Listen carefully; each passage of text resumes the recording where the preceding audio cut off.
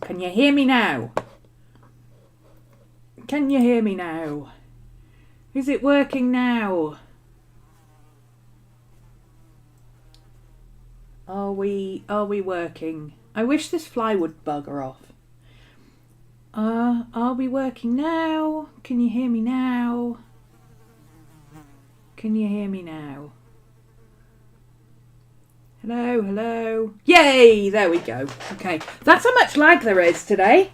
Yeah, I turned that sound on as soon as you said you couldn't hear me.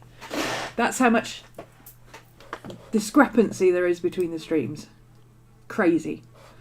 So, I need to just shift that over there and get my thing back up and shift that over there so I can see chat. And then, rearing business! Yay! How you doing? I have a squeaky chair today as well. I'm really sorry. I can't do anything about it. Excuse me a second. I need to grab a tissue.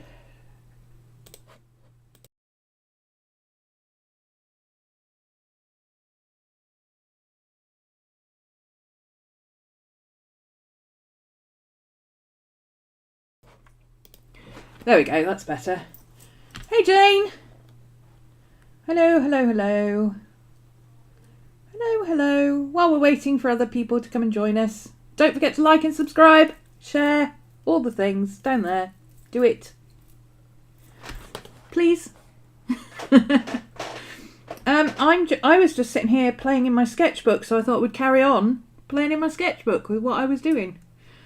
I was listening to my audiobook, but it's got to a part that's a bit ploddy, you know? There's always a bit too much exposition in certain parts, and I'm like, let's get on with it, you know.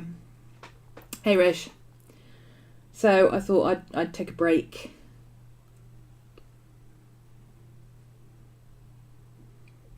Hello, hello, hello.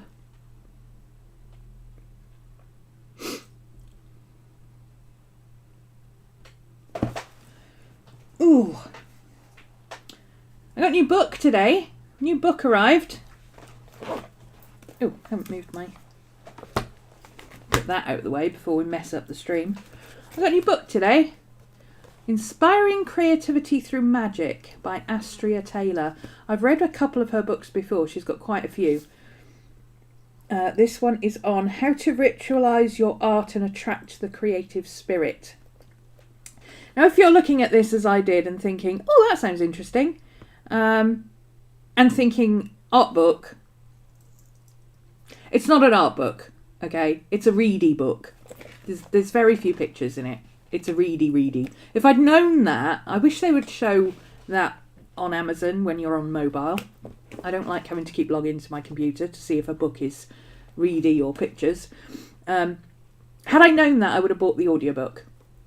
So just for those of you who prefer to listen to things rather than read, like I do, I would have bought the audiobook if I'd realised. If you're looking for a tutorial book on how to do arty magic, this is not it. If you are looking for how to use your magic in your art, that's what this is about.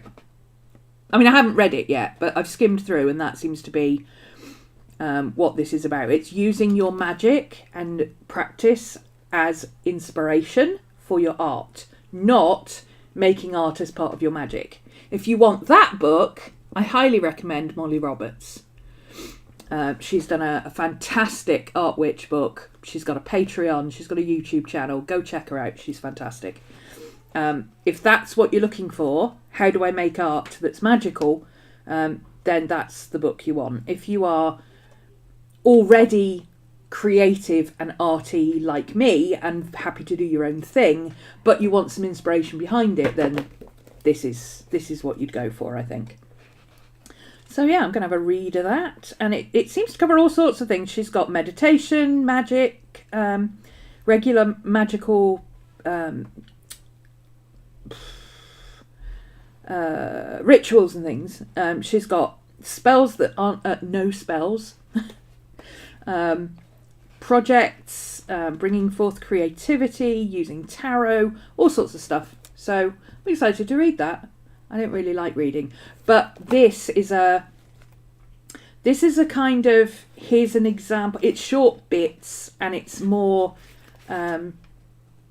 read a bit at a time, think about it, write down what you take from it, that kind of stuff. It's a textbook, if that makes sense, rather than a read it all in one go and then think about it afterwards. You can take little bits and pieces from this. So it will probably take me a while to get through this. It usually does. Because I will go through and do some of the exercises and things. We might even try some over on Patreon at some point.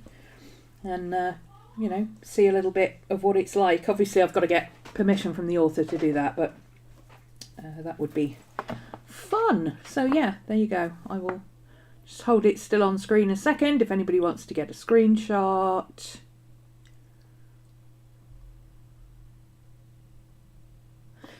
So there you go.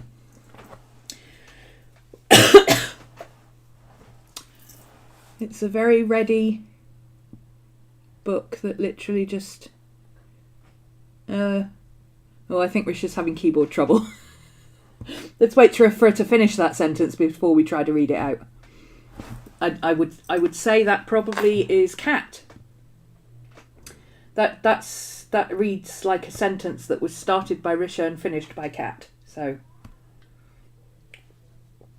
I am literally just sitting sketching in my new sketchbook. Yes, I got another new one. Drawing my latest obsession, which is of course the Demon Crowley, because Good Omens came out and I'm a massive David Tennant fan. So yeah, I've nearly finished this one. I have a couple of spreads at the back that I'm keeping for a specific project for Patreon, because I want to keep it all together and I like the way this paper reacts to stuff. But I've got 1, 2 and a half and another half, and that's it. That's all I've got left in this book. Plus 2 sketches that are started but not finished. Hello, Miss Maddie. Hello. Hello, my love. Hello, my love. What are you doing? You are snuffling. What are you snuffling about? Oh, let me clean your eye. It's disgusting. No, keep still. There you go. You've got disgusting eyes. What are you doing? Yuck. There you go. Good girl. I've got nothing for you. What are you doing snuffling at me?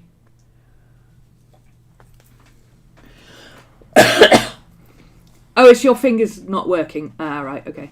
Slick Dexic fingers today. So, yeah, I'm hoping to do something with this. Finish off these pages. And I'll record it, I think. And just maybe do a kind of a finish my sketchbook with me type video. Or something like that. Today I'm playing with markers. And my new sketchbook is a Sea White of Brighton. Gone back to these. I like these. I don't know why I keep trying to use other stuff. These are my moleskins. This is where I love. This paper has changed. It used to be... Ooh, hang on. I wonder if I've got one here. Hang on. Ugh. Yeah, I do. I wonder if I've got one with the old label on it. Hey, Cody. Does this have the old label on? I nearly always keep the labels. Where is it?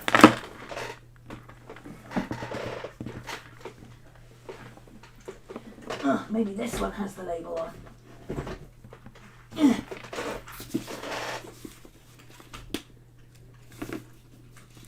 Yeah. No, that's the new label as well. Okay, I don't have one with the old label on, but it used to say multi-media acid-free cartridge paper, and it had a pencil, a micron, and then an ink pen.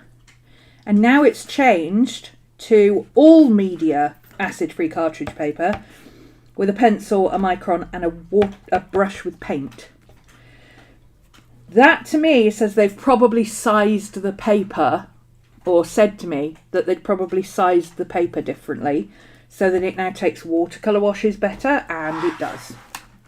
I've tried watercolour in it so far, I've tried pencil, I've tried acrylic paint. It takes everything beautifully. No complaints here whatsoever. This was all, in fact this page was very wet. This was a Patreon page we did. And it was very, very wet. And as you can see, yeah, it's a little bit cockled, but you get that with the Strathmores and everything else. So that's no worse than the Alpha has been doing for me. So I think I'm gonna stick with this one. So I'm just adjusting my camera so everything is on screen. Can we please? There we go. So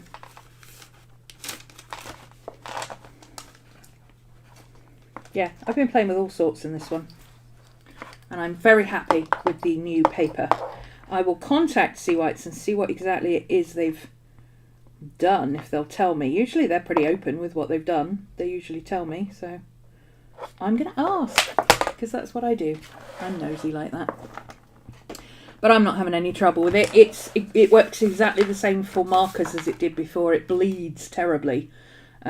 But it doesn't feather, it doesn't do weird stuff, it doesn't go nasty and blotchy. Any blotchiness you see is me, because I'm not particularly au fait with markers. You do have to put something underneath it, so these... I nearly said Cthulhu. That's not the right word. Ohuhu sheets that you get with the markers are really handy to stop the bleed through. And then what I'll do with this is I'll either stick something in that I've done on a spare piece of paper, or from another sketchbook that I'm not going to finish, or I'll paint over it and just, you know, do it that way. Or just use it for sketching something rough. Notes, that kind of thing.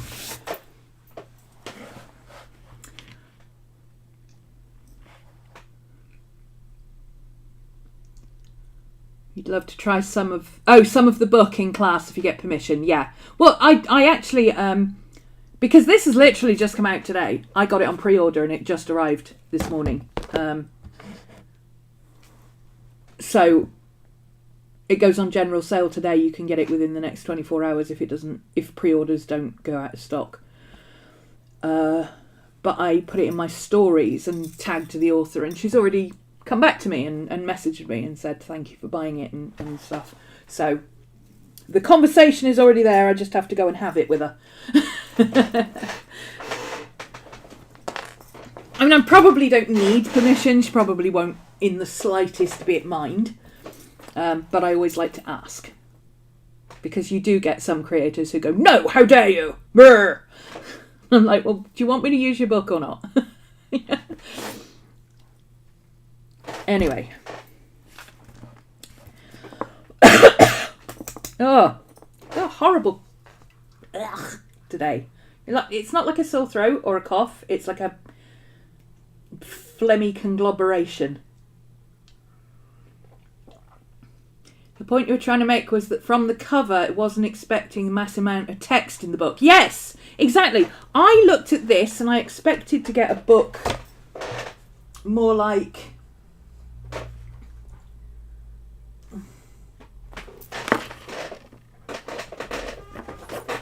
this one.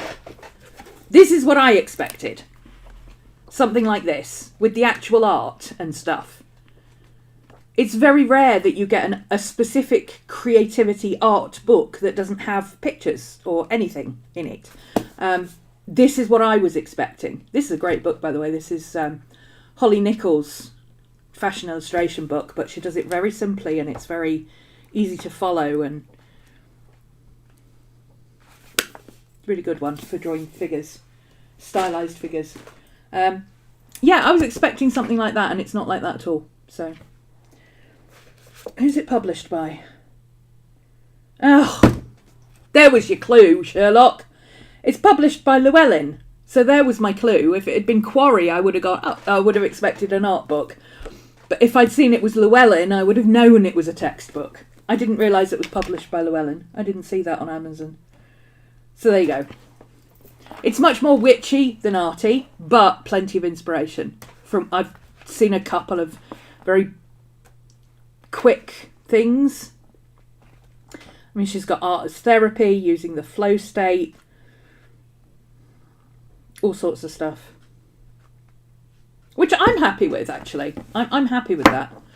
I was expecting a book I could show to you guys and go, here, look, this is the kind of thing you can do. Here's some ideas. And it's more kind of giving me ideas for things I could teach you to do. So, you didn't get a notification? That's YouTube for you. Pelican, join our Discord, because it goes up on my Discord as soon as I go live. And as soon as I schedule it.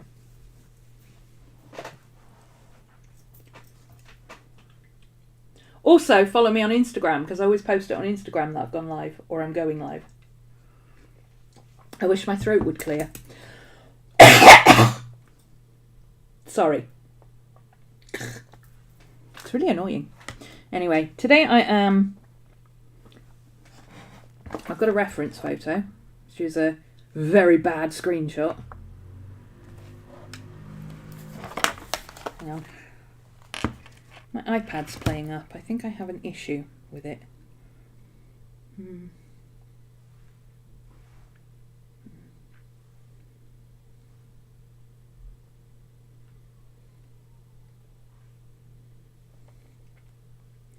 It's not a very good reference photo. It's very dark. But it's got a lot of drama in the face and a lot of high contrast, which is what I prefer when I'm doing a... It's what I prefer when I'm drawing a portrait, is to have a lot of high contrast. I don't like to do subtle features. I like big shadows and stuff. So that's what I'm doing. And I'm just starting with the lightest layer. I was trying to find a skin tone. And I'm literally, these are my Ohuhus. I have not a full set of Ohuhus, but I have about 150 of the 320 that they've got out. Most of mine are brush tip and fine nib, which is what I prefer. So instead of having a chunky nib, you've got a fine tip, like that. And then you've got a brush on the other end, which I use most. But the fine tip is handy. I'm not a big fan of chunky nibs.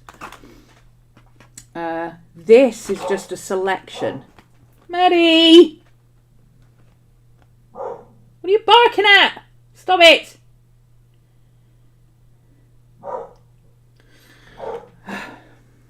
It's been like this all day. Leave it! Yeah, so I took a sample set of colours based on somebody else's...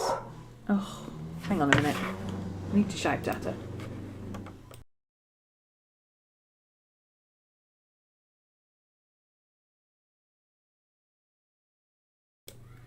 Okay. Oh, it's cleared my throat as well, shouting at her. Yeah, I saw somebody who had a limited colour palette of about 10 colours, and I kind of built on it to add some more contrast. Hers was all very pale. It was mostly this section. And I've added some more contrast with less colour and more saturation. If you look at a grayscale version of this, you've got a lot of range of greys. So that's what I was trying to achieve. That doesn't mean I've got all the colours that I'm going to need or think I'm going to need, but when it comes to markers, what I find is because you've got to find the colour you want, it's easier to just take a section of colours and limit it to, what is there in 40 in this?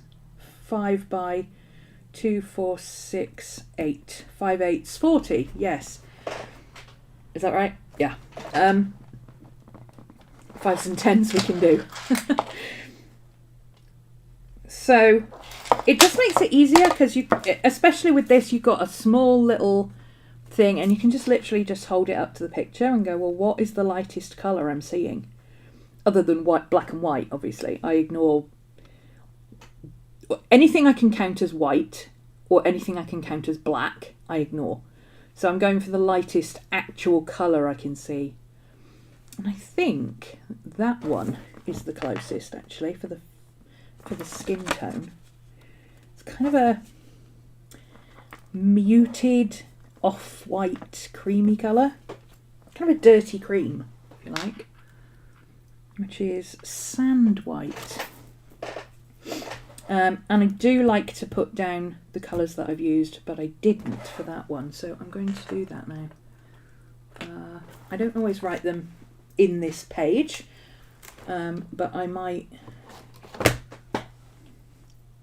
Got some white sticky notes somewhere. Now, where the hell are they?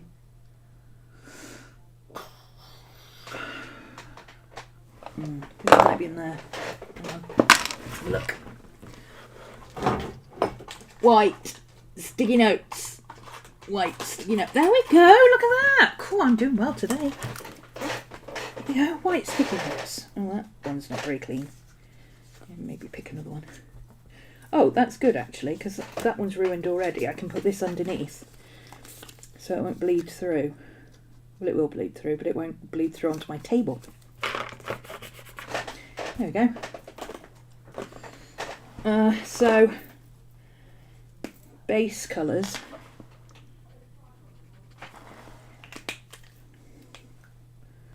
Which is... Oh, what am I looking on the paper for? It's on here. BR3. I do this when I'm using my sketchbook for stuff, because that way, when you go back and you're either... Maybe you want to redo this, but you think, oh, the skin tone wasn't right. So you know what you used last time, so you're not re-guessing what it is you need to find. So you can go, well, I know what I used last time, so this is what I used, and then you can compare it with other colours and say, well, yeah, this has a bit more pink tone or a bit more yellow or whatever, this is a little bit darker, and you can get the colour that you need based on what you used last time. And if you find a colour that you absolutely adore, like this base tone is perfect, this is exactly the colour I wanted. So yes, absolutely, I'm going to write that down, because if I do a lot of red hair, so you know, anytime I want a red base, that's the colour I'm going to use. I only write down the numbers. I don't write down the names. I don't go by numbers, names on Ohuhu, because the names are weird. Okay, the names on Ohuhus are weird. They don't make any sense. See that bright one there? That is Pastel Rose. Pastel Rose. I wouldn't call that Pastel Rose. I would say that was Pastel Rose and that one was Tea Rose. Me? You know, you say what colour's that, you'd go, it's the colour of a pink rose. That one, more pastel, therefore Pastel Rose. I mean, I don't know who names these things, but they don't do a very good job of it. Anyway, that doesn't matter, as long as you know what the number is and which pen it is. Okay, so... skin. The reason I'm doing the hair and the skin first, normally I wouldn't start with the hair and the skin. And that was a tip I got from Savart, I think, on Instagram. Can't remember his name. Very well-known artist. And he said, never do the face first. Because if you do the face first, then it's done. And you can't change it to accommodate the other colours. Whereas if you do the other colours first and then you do the face, you can adjust the facial tones so that the bits of the face that you want to stand out can stand out. So like this one has got some very hard shadows on it, but compared to the colour of the hair and the hair shadows, those shadows are not as dark. So if I go too dark with those shadows, I've got nowhere to go with the hair. See? It's about contrast. That's why I don't like using a white page. So as soon as I've blocked in what I want to do, I will, you know, just add some colour to the background just to minimise the whiteness so that I've got less stark contrast. Does that make sense? I hope so. Anyway, this colour is what I'm going to use for the skin tone, and I'm just going to put it all the way over. Something I never got used to with markers is that the colour you put down is darker than the colour you end up with. You'd think working with gouache I would be used to that, but I'm really not. Until it dries out, you can't see the actual colour. And to avoid streakiness, what I try to do is do each section and try to, you know, like when you're using a brush with paint, you try and lay the brush strokes in the direction of, say, hair or fur or whatever. So I try to do that and lay the brush strokes down according to the planes of the face. Not always easy to do.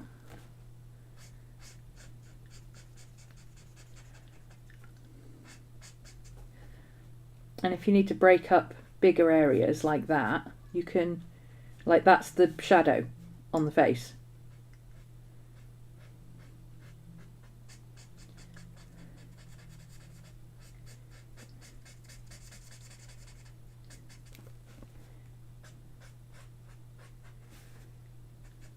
That should have come inwards. I did that the wrong way. But it's okay, we'll manage. I'm not going to faff about with the mouth right now. I will deal with that later. I'm just going to colour over the whole thing. Get that chin line in. There's going to be shadow under there anyway.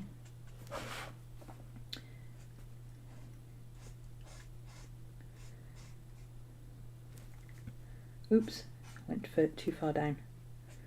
That's going to be black anyway, so that doesn't matter.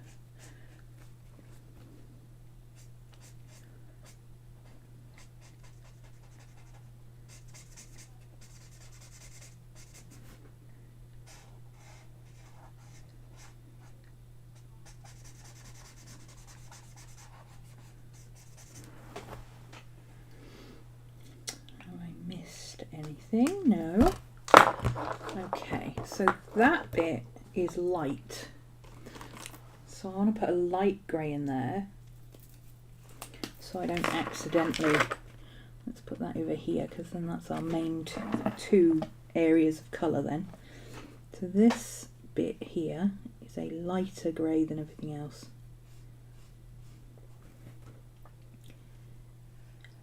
Well, it's a dark grey and everything else is black. But I probably won't use black. I might use black on the jacket just to add some shadows, but I won't do the jacket in actual black. I'll do it in grey. I might do this t-shirt bit in black just for a bit of contrast. Okay, so that is Cool Grey 0. And that one, so the jacket is black, and it's velvet, so there's no reflective light on it whatsoever. So I'm going to try to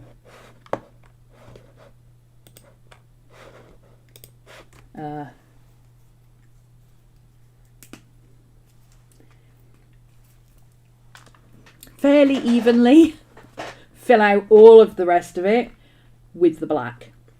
I don't know what I'm going to do with the edges yet. I usually feather out the edges. But it does mean that where the colour has gone over... Yeah, is this a fine tip one? It is. See, this is where the fine tip comes in handy, because I can, where it's gone over the line of the jacket, I can come in and tighten up those lines.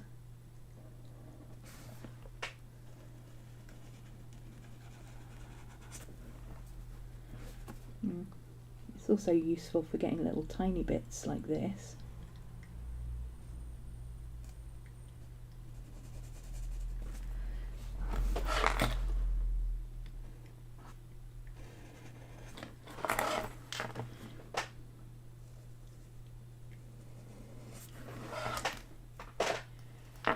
And I'm also going to do the lapels because I want to be able to see where they are. Okay, that line is disconnected. Let's put that back in there. There we go.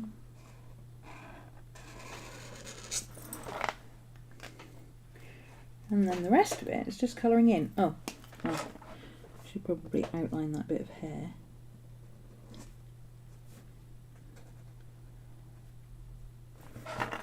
There we go. Now it's just colouring in. You're very quiet today. What are you up to? Are you playing? Are you drawing? Are you just watching and vegging on the sofa?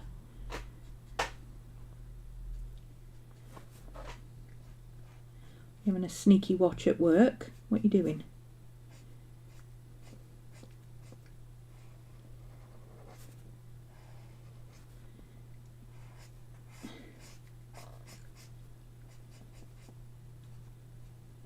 Now, unlike with the hair and skin tone, I'm going for a very even colour on this because, like I say, it's velvet. It's very saturated. It's very dark. There's no light shining off it. There won't be a lot of light and shadow. So I don't want it to look like it's got... I want it to look like it's got texture later. I don't want it to look like it's got no colour or patchiness to it. Now that bit is actually, there's a curve that comes around the neck, like the collar coming round, but I'll deal with that later when I do the shadows. I don't need to worry about it now. Shadows are always going to be darker, so I can just put that colour down and add the shadows where I think it needs to be later. So because I'm saturating this bit, this is going to bleed completely through. See, it's almost the same on the back as it is on the front. In fact, the bit where it's not on the back, you can actually get a clue as to where you've missed a bit if you're trying to get fully saturated colour.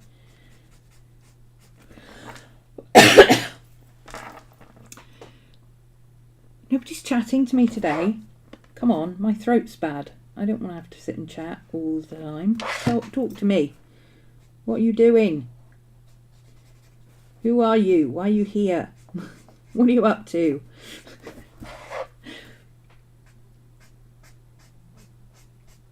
Are you not entertained?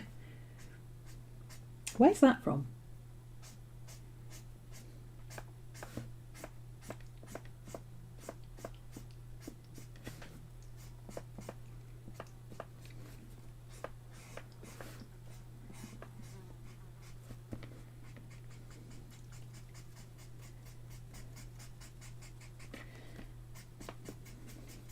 I don't know what I'm going to do with the bottom of the page yet, so I'm just going to feather this out for now. I might do like a flaming banner, or I might do... I should have left more room. I could have done the Bentley, couldn't I? But I don't know what I'm going to do here. I might do a bit of snakeskin pattern or something like that. I like doing patterns. I'll think of something. Maybe I'll just do another portrait at the bottom and stick it on.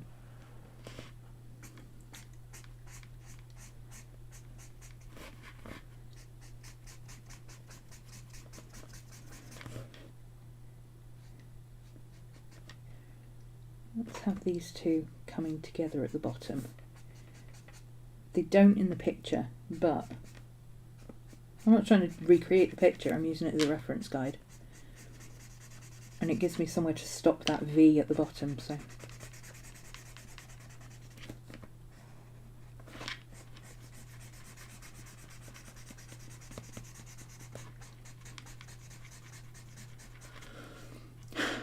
Cody's playing in her bullet journal.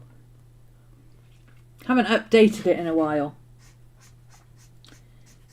Yeah, and you usually do like 15 pages of updates at once, so. Quite a big job, I should imagine, if you haven't done it in a bit.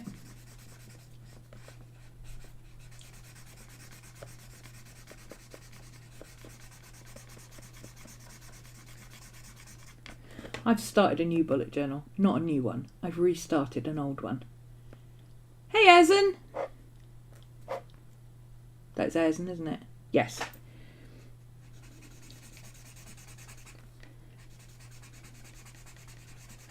It's late for you. Can you not sleep?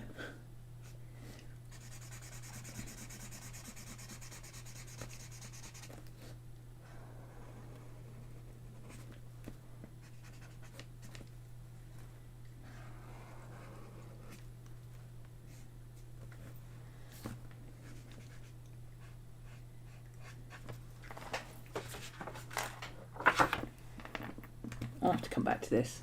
It's not saturated enough, but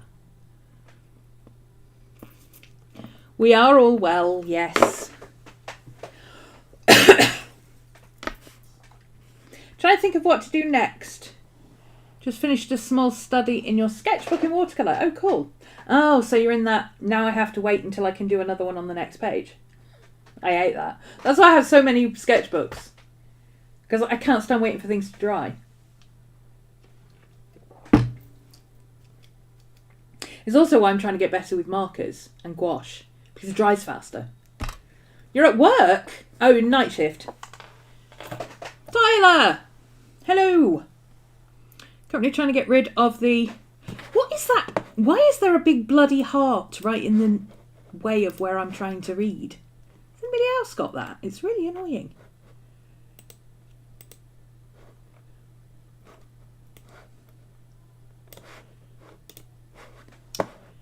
Currently trying to get rid of the past post 13 days straight at work with the flu headache. Oh, ooh, ew. Not good. 2 weeks at work sick is not fun.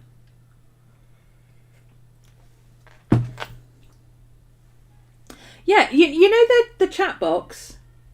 There's a big bloody heart right in the corner. Do they think people don't talk in full sentences on YouTube chat or something? Because it's not my experience, actually. You can see it too? Okay, it's not just me then.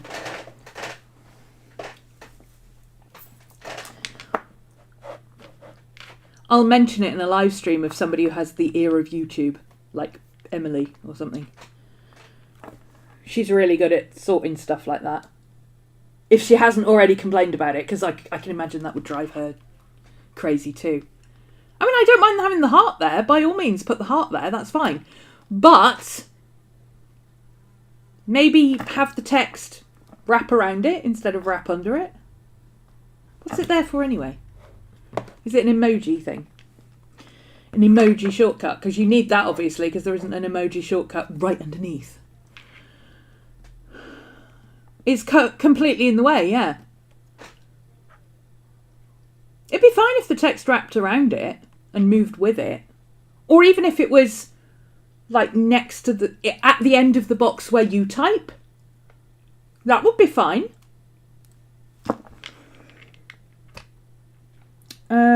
Right, I need a darker grey. Do I have a darker grey? What grey did I just use? I didn't write it down. Right, so... Oh, I used number 4. Good job I put it over here, or I wouldn't have remembered. So that's the dark grey. CG04. I do have a darker one. Where is it? Or do I? Do I? I do have a darker one, but it's not in this set. Oh, I have a... Oh no, that's neutral grey.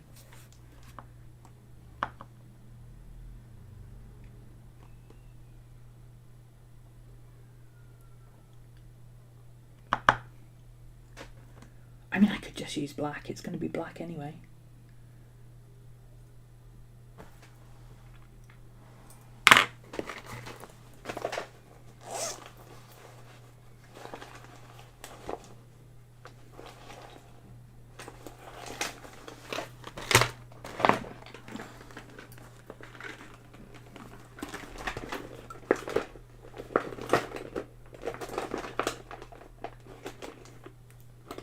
Pen. That'll do it. It'll be easier to do it actually with this because it's... I need to outline this really thin bit of tie thing that he wears.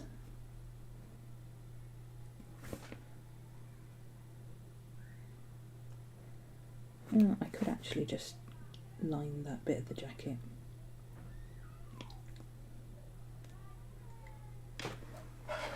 Can't see what I'm doing. Need to sit up straight so I can see what I'm doing.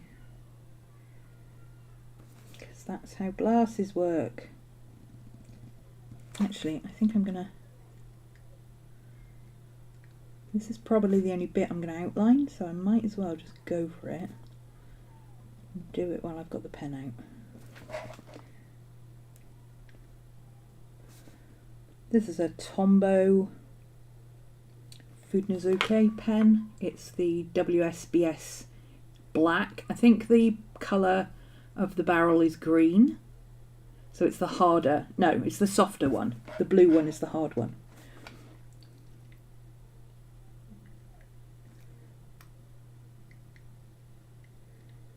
But it doesn't react with Copics or anything, so.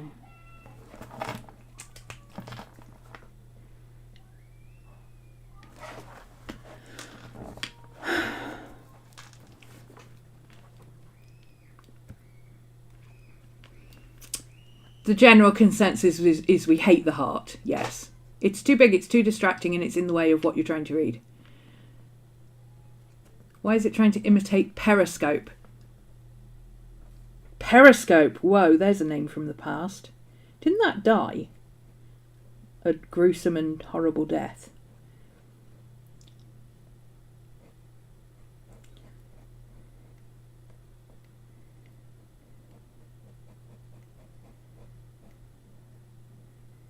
I don't object to the heart as such. I object to where it is. Like, don't put it in the way of everything else. Move it.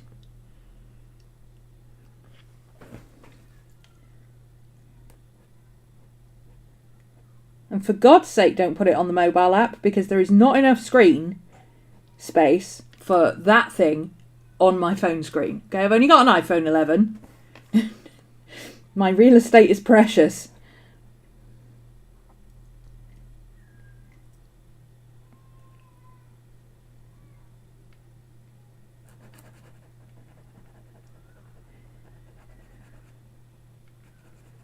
Shouldn't really be colouring in with this pen.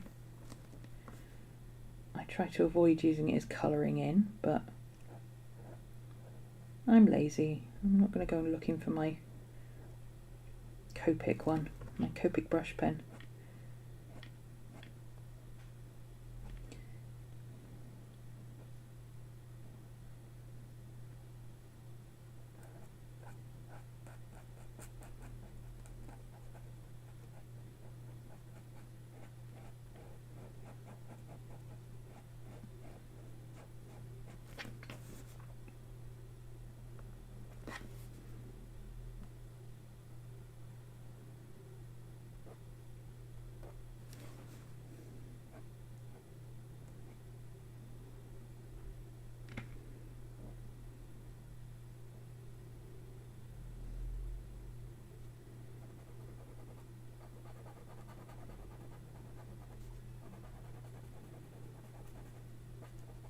I'm trying not to mess up my nib by drawing on the side of the pen, because there's a really good nib on this pen and I do not want to mess it up.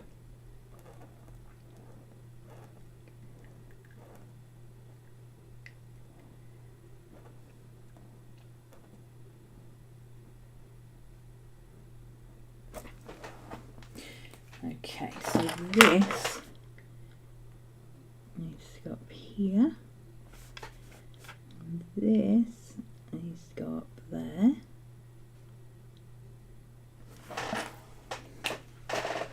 And then let that dry a second, and that little sliver in there needs to be skin tone. It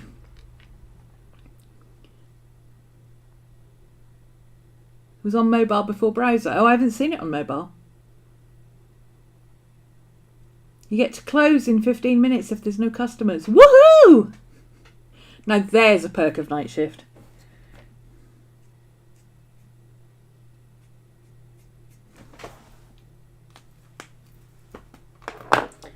Okay, I think I'm going to go over that area again with, I want a more heavy, I'm going to use green grey instead of the light grey. The light grey is too ice blue looking, so I'm going to use this one instead and change this to CG02O.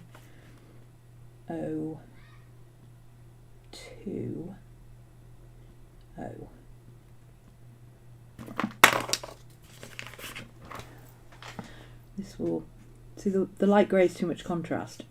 But I didn't know that until I put the black in and all the colour in this bit disappeared. See? Method madness. That's what I went about the contrast in the face and how it looked different when you add other colours. That's why.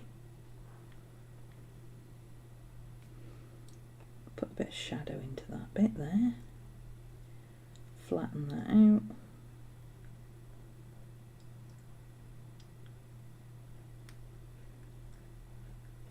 There we go, that's better. And then when we put this colour over the top, it'll give that bit some dimension.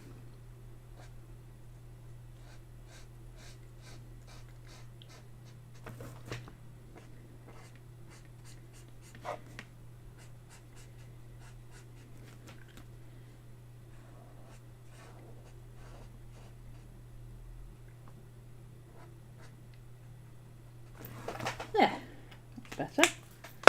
Okay. Who are we sketching? I'm on a Demon Crowley kick because I've been watching Good Omens on repeat. And I adore David Tennant, so I've been drawing Demon Crowley everywhere.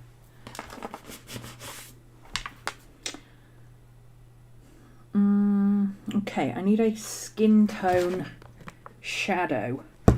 Now, I don't want to go completely dark. I'm going to go for a mid-tone shadow and then take it from there. So, let's up the contrast, up the colour on here. So that, if that's the skin tone, could have been a little more gold on the skin tone actually, now I'm looking at it. But let's see, which one am I going to use for the hair and which one shall I use for the skin? I think I'm going to use a more earthy tone for the skin, for the shadow. Let's start with that one. And for the hair, I'll go... Right, so I think I'm going to use this one for the hair and this one for the skin, but I'm going to start with this one for the skin and this one for the hair. So I'm shifting it up. He is amazing, yes.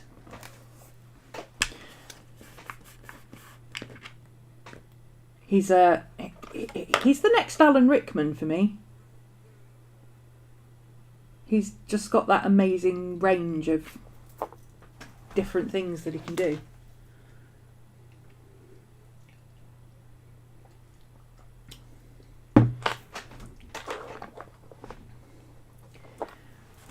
Completely fair. Yeah, absolutely. Absolutely. Good Omens has been one of my favourite books since the day it came out. I absolutely love it.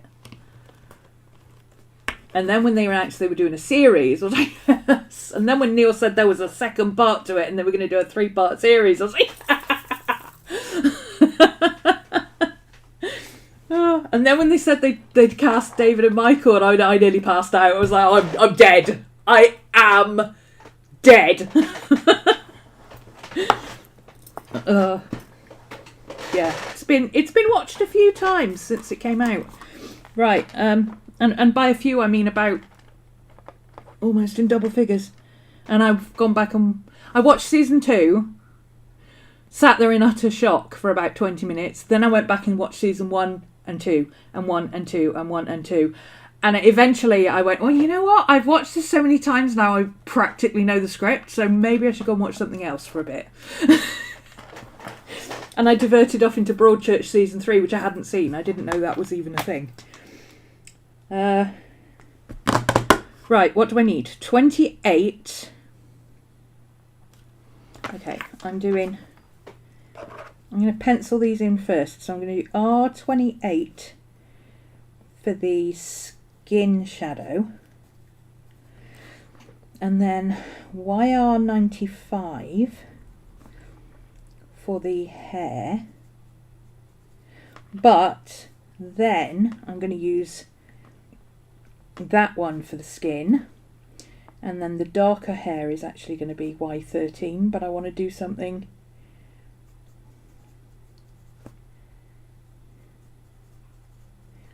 lighter first. Always start with the lighter colour and go darker, because once you go dark you can't go back. So, R28.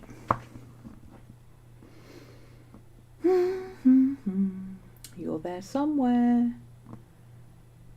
There you are. I don't even know what that says.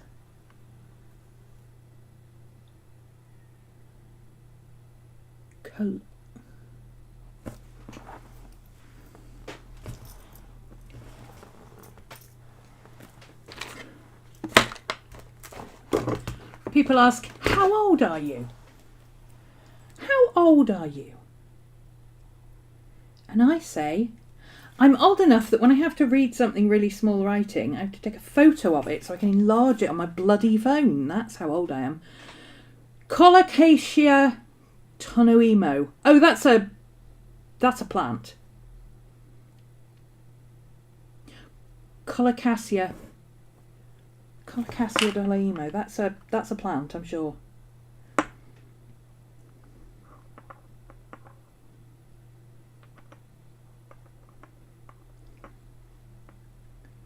Certainly is.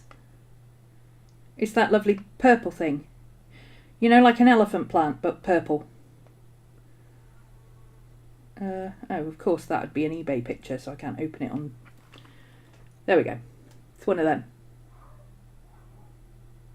You haven't watched it yet? Oh my God, you're in for a treat. Find a time when you can sit down and watch the whole thing in one go. You will not regret it. And I'll try not to spoil anything. I mean, I wasn't going to talk about it anyway, but, you know, the ending, oof. Oof. Be prepared to sit there. You know that, have you seen Staged? The gif from that, where they're talking to Neil Gaiman, and he says something, he's doing that what if there's a version of, which just annoys everybody, the Machiavellian thing. And he says, no, what if there's a version of? And everybody just goes, oh, F you, Gaiman. And that's where I was at the end of season 2. That's exactly where I was. I'm like, how dare you?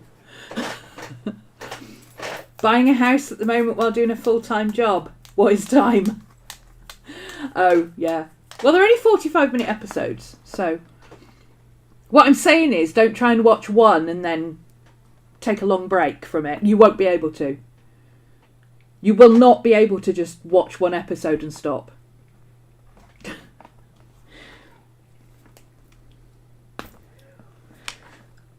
Right, so this is R28. This is the skin tone shadow. Now this is going to look really dark compared to what I've already got there.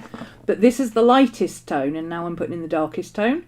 If I do it that way, I can then blend the two together. So I'm not going to go all the way up to the edge of the shadows because I want to be able to blend them out. I'm going to go, obviously the nose is, I mean that bit of the nose is in shadow as well, but so this is where the shadow ends, but I don't want to go all the way up to the shadow. I'm just going kind of around inside the shadow, as it were. Because they are very hard shadows, but they're darker than this. So what I'll do is I'll blend them out first, and then I'll darken them up where I feel I need them. And there's a dark shadow on this line here, but I'm not going to put that in because I don't know how dark that's going to be yet. It might not need to be as dark as that. So this side is here.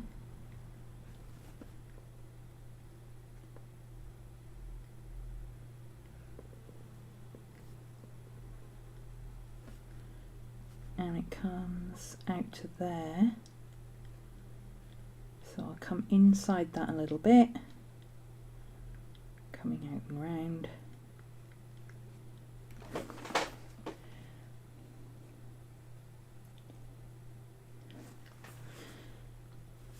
And there's a cleft mark in the middle there.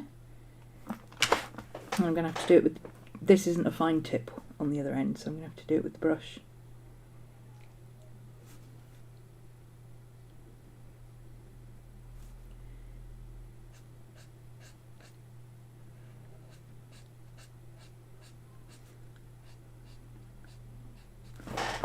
Okay. Now there are some shadows on the other side, but I'm not going to put any of those in because they're probably lighter than shadows on this side. I just want to put in the shadows that are on this side, and again, staying inside the area that they're going to be so that I can blend them out a bit.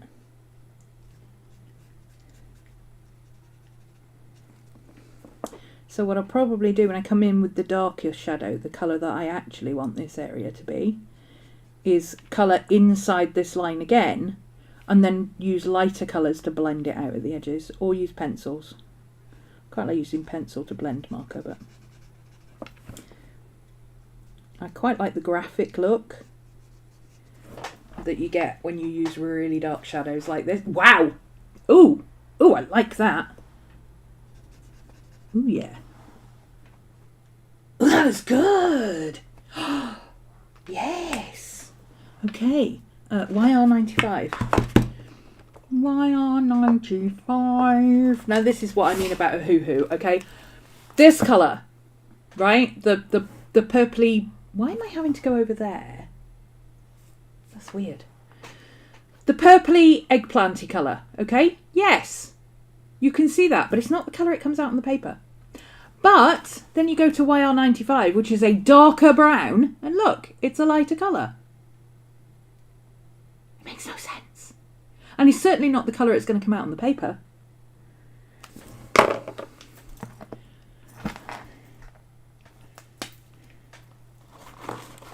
Grr. Grr, arg. As they say at the end of Buffy. Right. Where are these hair shadows? These hair shadows are really heavy because his hair's boofy and curly. So basically I think I want to do a lot of shadow. No, let's do the darkest shadows. Let's just do the darkest shadows. So there's definitely a very dark shadow. Is this a fine one? No. Grr. So his ears there. Coming up, there's a little bit of sideburn. And there's kind of a boofy bit where his hair comes out and around. Another bit here where his hair comes out and around. And then it kind of feathers up like that. And then it comes down and around here. A bit there that's lighter. There's a bit there that goes into a curl at the bottom.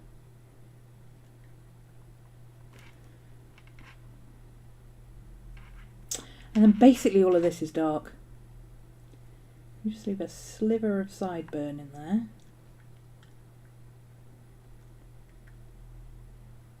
Clean up that edge of the skin there.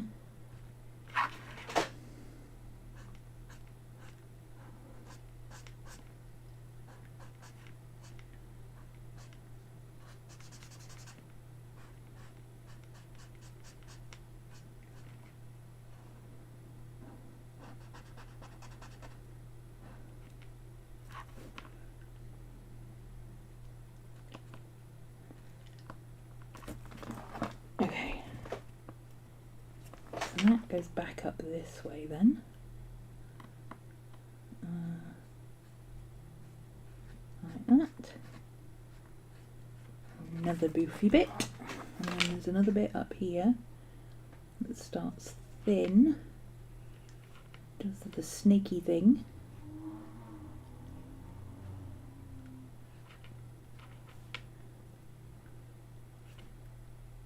That. You know what? I'm going to make it look a bit like a snake. Why not? Have a design element in it of our own. There you go. By the time I blended it out, it'll just look like it's hair, but we know it's a snake. I have a very uncomfortable chair. I'm sorry if it keeps squeaking at you. Alright, so coming up from this shadow here, it's hard to tell if this shadow across is his hair or not. Also with this bit, it's hard to tell. So I'm going to kind of redraw the hair in over the shadow that's already there, and hopefully we'll get something approximating what I'm trying to get to. And this comes in like this, up to there. And then there's a big area of shadow here. It kind of, there's not a lot of light here. It's not this light, but there is a bit of light. It kind of comes down this way, which is presumably the quiff bit at the front, coming forward and then back. So this bit is coming forward and then going backwards, and then up and over. So this is all going to be shadow here. Let's do, this is the hairline.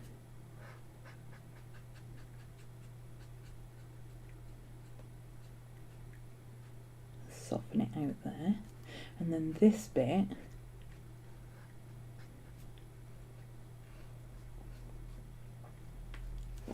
is the face.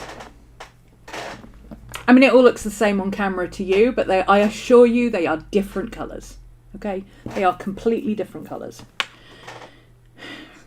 Okay, so this side, he's got a bit coming down this way. So we've got this bit of hair comes down that way.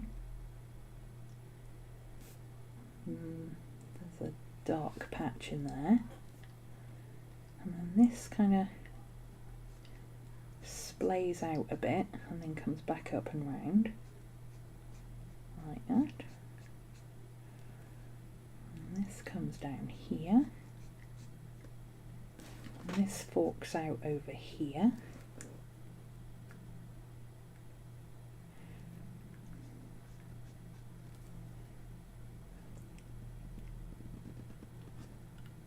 It goes all the way back down to that part there, which is all dark and should actually be that shape, like that. There we go. There's a lot more of this, that light colour on this side.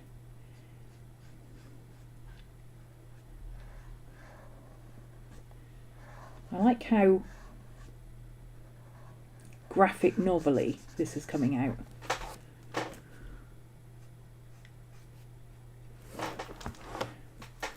Okay, and then there's kind of another shadow over here. Oops, dog hair. That kind of splits off into a few different pieces.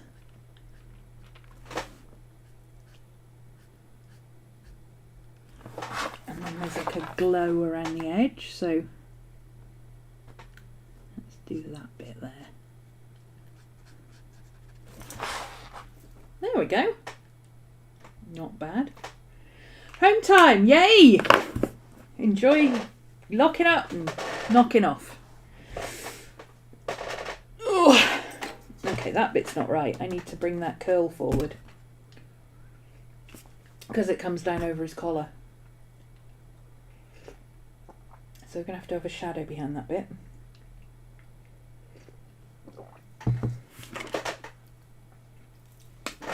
I need my light on. August! And I need to put my lights on. What is going on? There you go. Okay, so this bit needs to come... Oh, I've got the right one, haven't I? Yeah. It needs to come down here and cut in behind that bit of hair. I'll do a little bit of a shadow on this bit of hair and that bit of hair, so we can see this bit goes behind his shoulder and this bit falls in front. There we go, that's better, much better. Alright, so now we've got this bit here, that's dark, that's behind his shoulder, and then it's like a teardrop shape in here. So let's do it kind of like that. And then this bit comes up and in front, like that.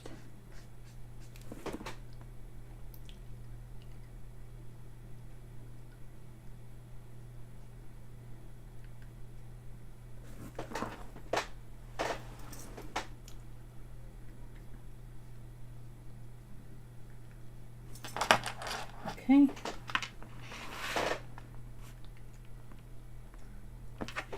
This bit comes like that. That's actually a curl going backwards on that side.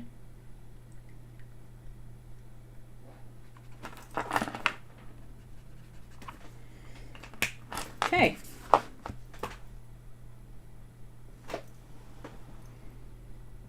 It's bright as heck where you are. Hey Mika, you've got the nice weather. Well, it's warm here, it's 22 degrees, but it's been cloudy all day. There's no sunshine whatsoever. It's just hot and humid.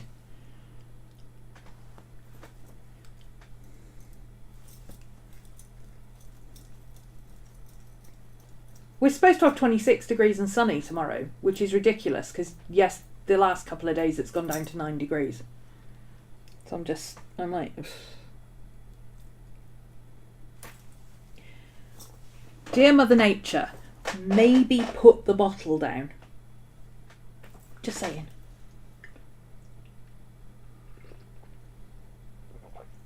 It's dull. It's so dull.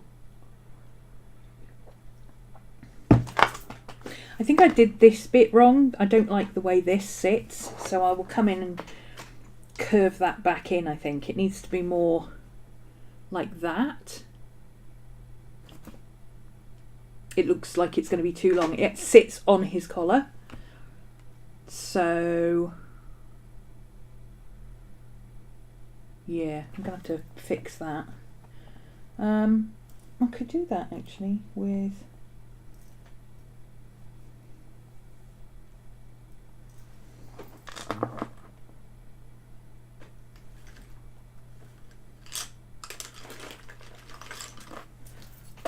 have a white Posca.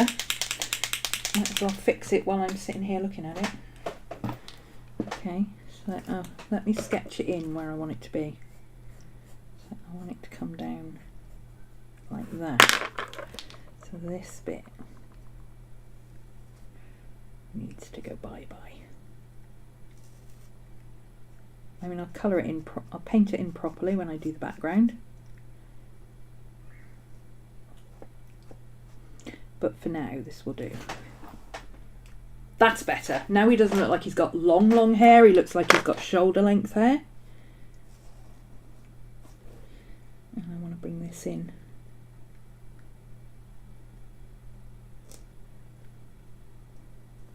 To sit and curl under. There we go. There we go. Cool. Okay. I need a mid-tone red now for the... Oh, shall I do the eyebrows? I don't want to do the eyebrows that dark. I want a slightly lighter... I mean, the eyebrows are dark, but I want a slightly lighter dark. Let's do that for the hair. YR5. One of my favourite colours in this set. I use this one a lot. It's a good job I've got two of them because they come in two different sets. So this is another hair colour. See, that's perfect. YR5. This will be the darker tone. So most of this side is actually darker, but this part here, this part, and these bits will actually catch the light coming from that side because it's in front of his face. So that means that this side of it and this bit underneath, and maybe we can create a little bit of a shadow in there where it turns under, and a little bit of fading out here and here as it comes forward, and then this bit will be darker.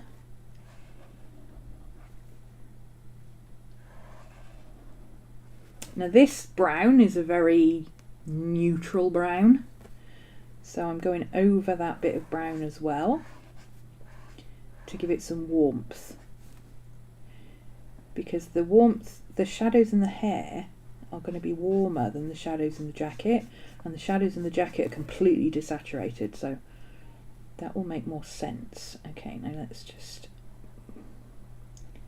connect this line here. Like that. There we go. This is all going to be the same too, but with that little bit catching the light there.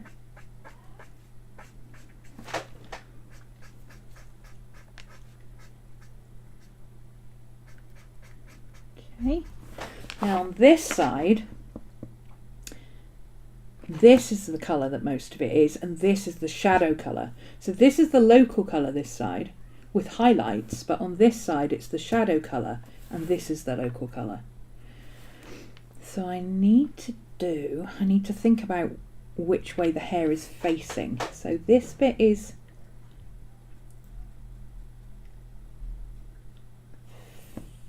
going up that way, so it's facing that. So there'll be some hair under here that will be turned away from the light, and along here.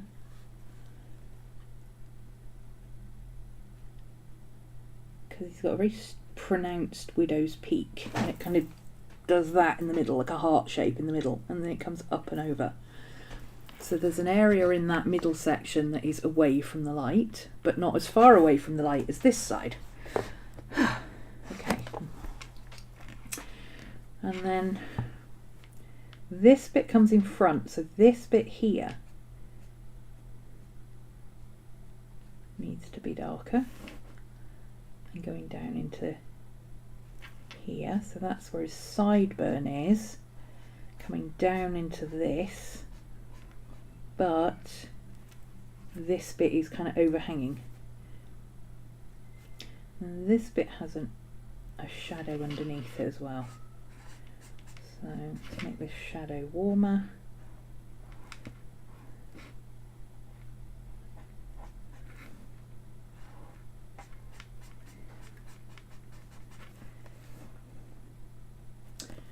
Okay, I'm going to leave this bit. This bit is a bit complicated. I might have to sketch where I need the shadows to be. This one is blending in there and blending down and blending out. So that bit there. And you've got a couple more of these bits that are just kind of not quite catching the light there. And then you've got the snaky bit, and then this comes up under here as well.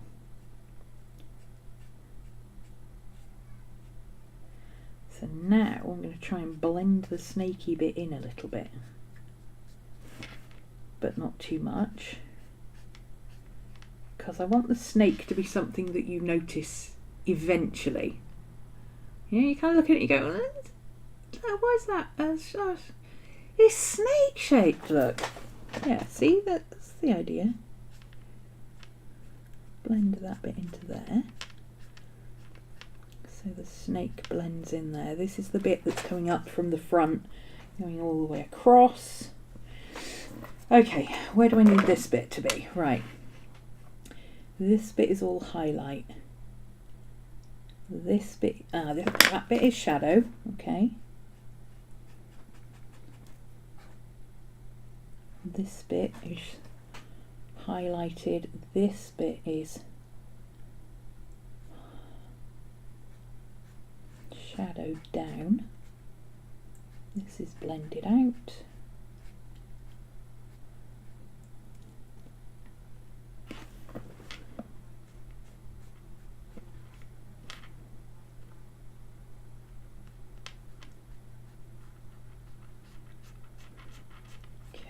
There we go. I think that'll do it. Where's my lighter orange? There we go. So I'm going to go over these bits that are lighter to blend them in a little bit with the second colour. But there will also be white highlights, because there's actually some, well, maybe not white, yellow. There's actually some kind of a, almost like a halo effect actually, around some of his hair. He's a little bit backlit, and he's lit strongly from this side, so there will be little bits where I can put in some much more striking highlights. Okay, not bad. It's a little bit streaky. I should have gone a bit lighter with the brown, I think, or blended it out better. Me and blending markers is not a great thing. Gotta go. See you later. Have fun. Yeah, I like the shadow. I like the shadow on the face a lot. I like the shadowing up here a lot, because the first marker I put down, or the second marker I put down, was still wet when I put the medium marker in, so it blended a little bit better. This is a little bit too stark. I need to over process this side a little bit, or come back in with a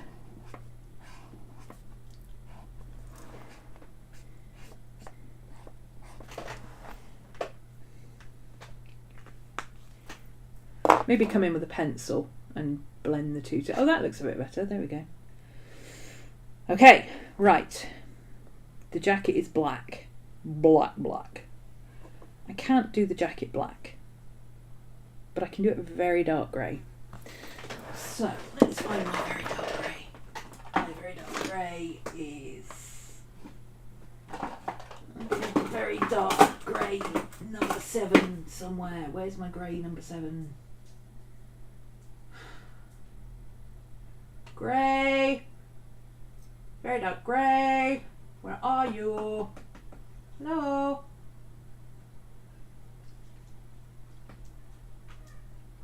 Ooh! I wonder if I could use that one.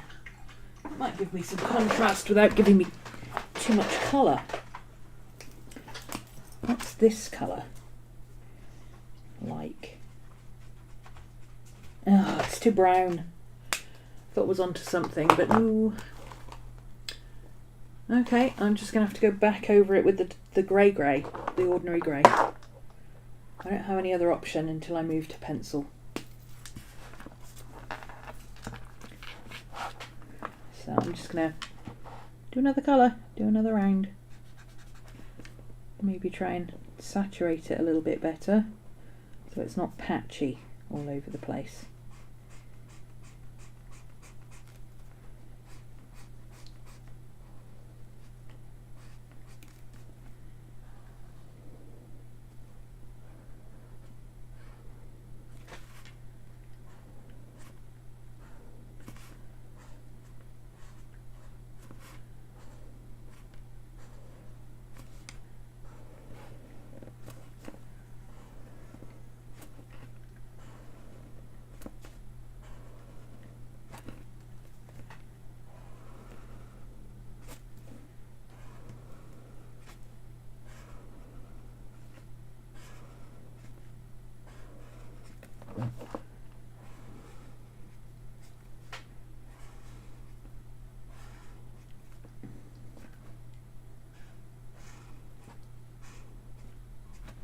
Blocking in sections like this is actually where it would be useful to have a chunky nib on the other end, but no, this is a fine one. Okay, let's let that side dry and do the other side. I'm going to turn it upside down so I'm not putting my hand in the wet stuff.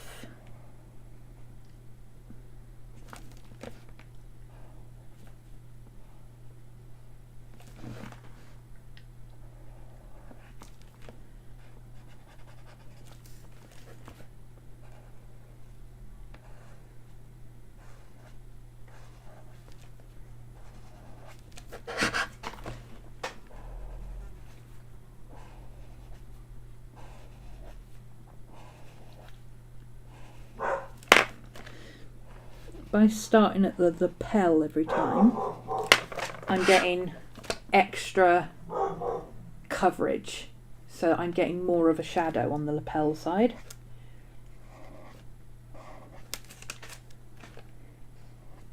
Or underneath the lapel, rather. I'm going to do the same there where the jacket overlaps. Maddie, leave it!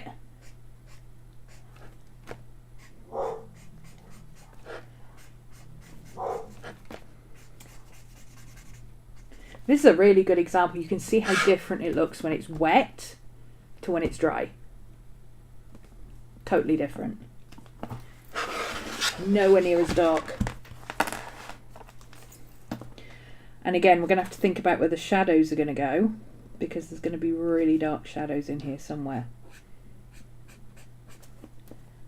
And different parts of his coat will be not catching the light, but towards the light, because it's a velvet coat. It doesn't really catch the light. But there's still going to be bits that are darker than others.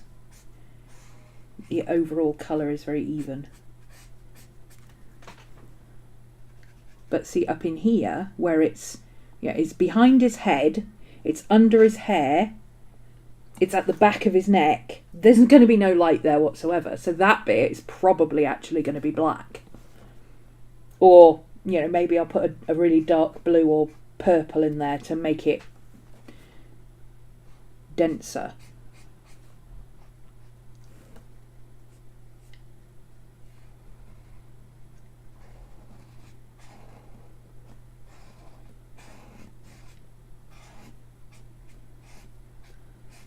And I still haven't got anywhere near the contrast I need because, like I say, his jacket is black.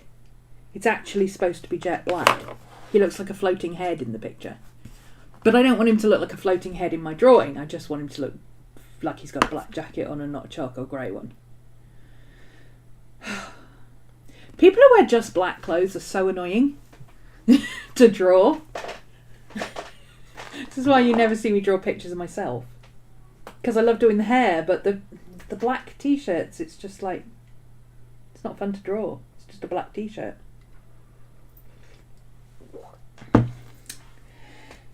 Okay.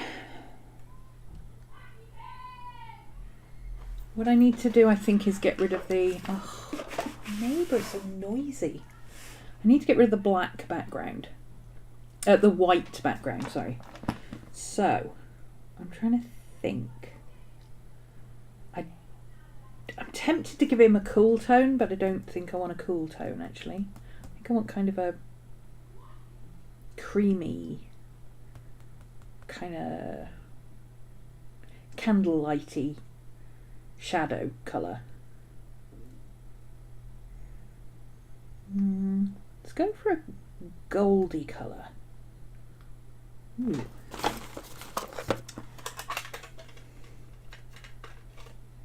A goldy colour could work. That one.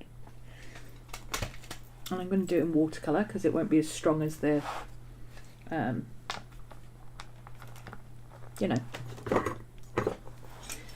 don't want to colour the whole thing in because I've done that on the other page. I just want to have it so he's not completely just against a white background. So let's do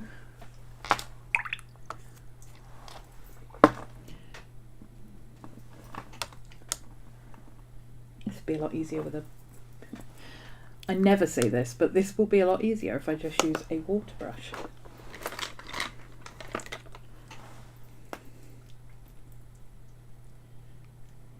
Reason being, I can put some water on about here, thereabouts.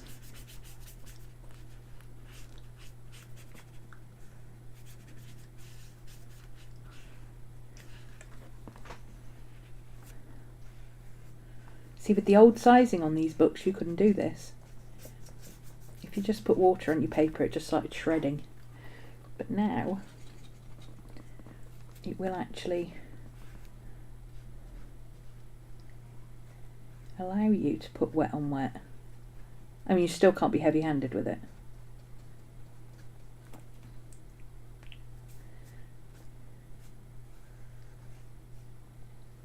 Can cover up that. It'll take longer to dry on that acrylic paint, but because it's matte acrylic paint, it should.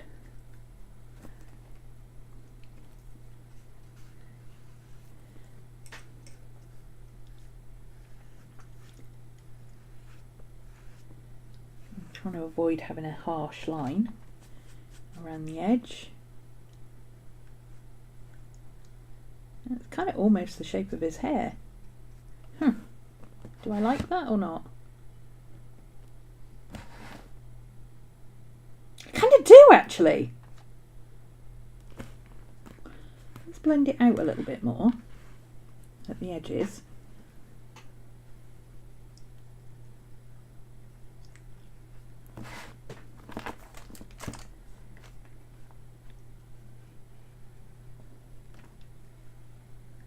There you go.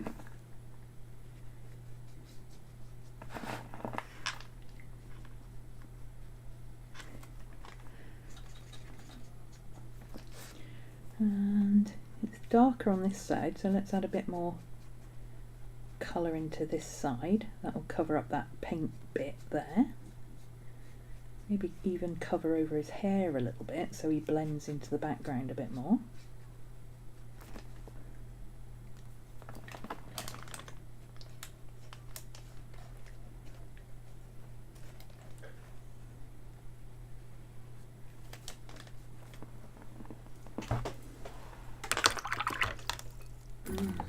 I'll clean our brush off and just put some water around the edge so it bleeds out.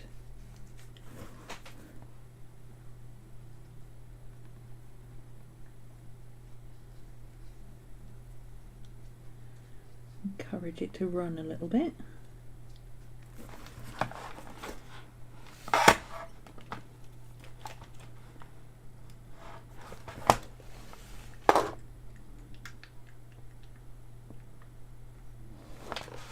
There we go. I like. And then on this side, I'm going to blend it out much lighter, so there's no line almost. It kind of fades out to white.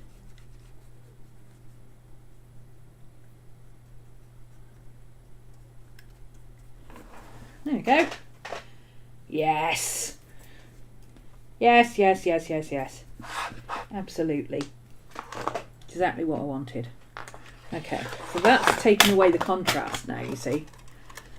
It's a bit easier to see what I'm trying to do. So if I put my hand across here, oops, got paint on my fingers, I might. If I put my hand across here now, I've got less contrast bothering me. I might actually put, no, that's not. Oh, put that across there. There we go.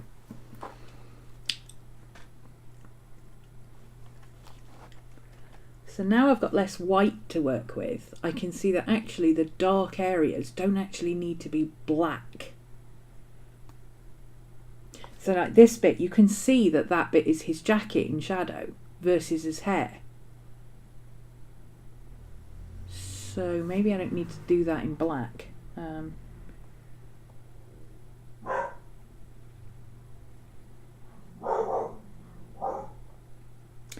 Let me see.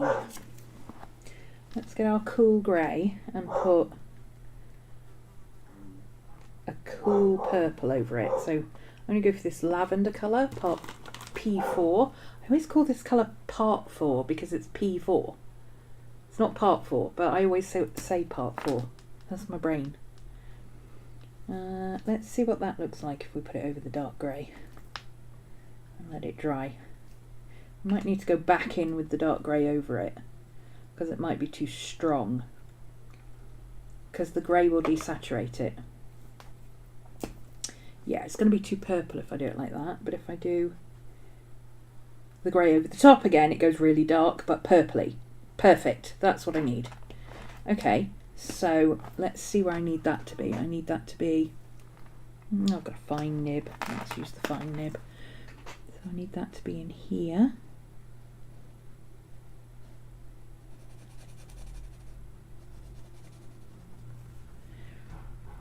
that comes across and down there.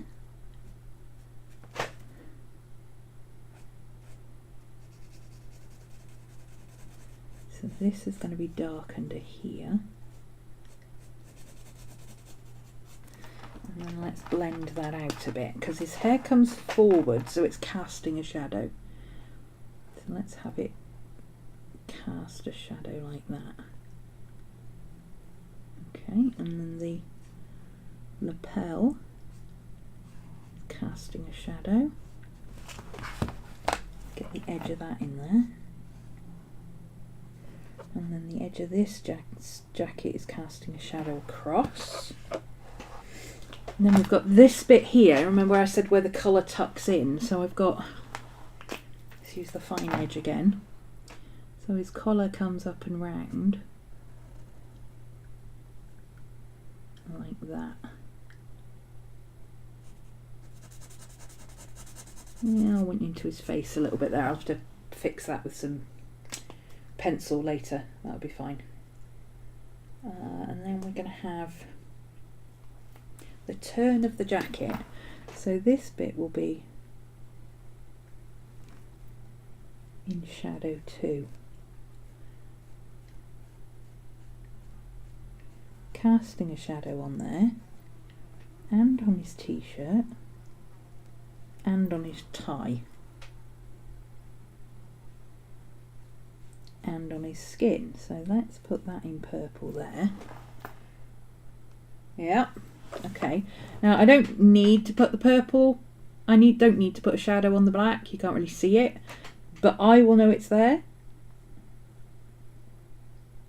And in certain lights you will be able to see it. So I'm going to put the purple shadow over the black, where it would be casting a shadow on the tie. The tie goes under the collar on this side, so there won't be a cast shadow there. Now on this side I'm going to use the fine tip. I'm going to edge the coat, because again it has a rolled edge, but it's not casting a shadow, it's just more of a defined edge. So let's just do it like that, so you can see where the edge is, but there's no shadow. Okay, now I'm going to go back over this, but I'm going to extend it a little bit, because if you extend the shadow out a bit, it shows that the collar is a bit more raised. So this bit will be extended out, and as it comes down it will get thinner because it gets closer. So that kind of gives you the impression that his collar is popping up here a bit. And then I need to do I'm going to do all of this in shadow. It looks a bit odd otherwise. So that's for his hair. When that's dry, I can go over all of that again with grey. Again.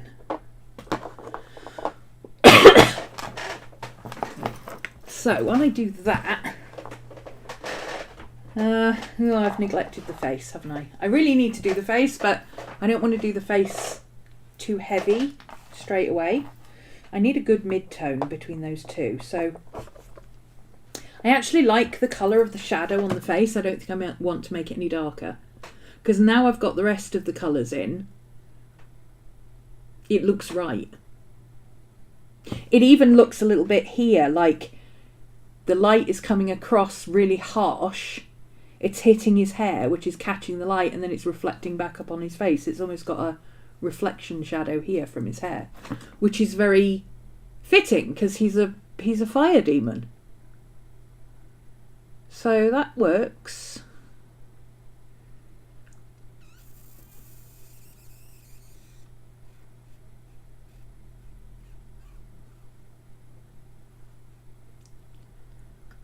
I think what I want to do is put some lighter tones in the hair on this side. I think I'll do the highlights in the hair to get that higher contrast in the hair. Once I've got the hair, I can do the face. Where am I? There we go, this is what I need. Prismacolors. That's a very yellowy colour. Let's try that one, and more of an orangey, but I want a dark orange. So let's go with this one. So we've got pumpkin and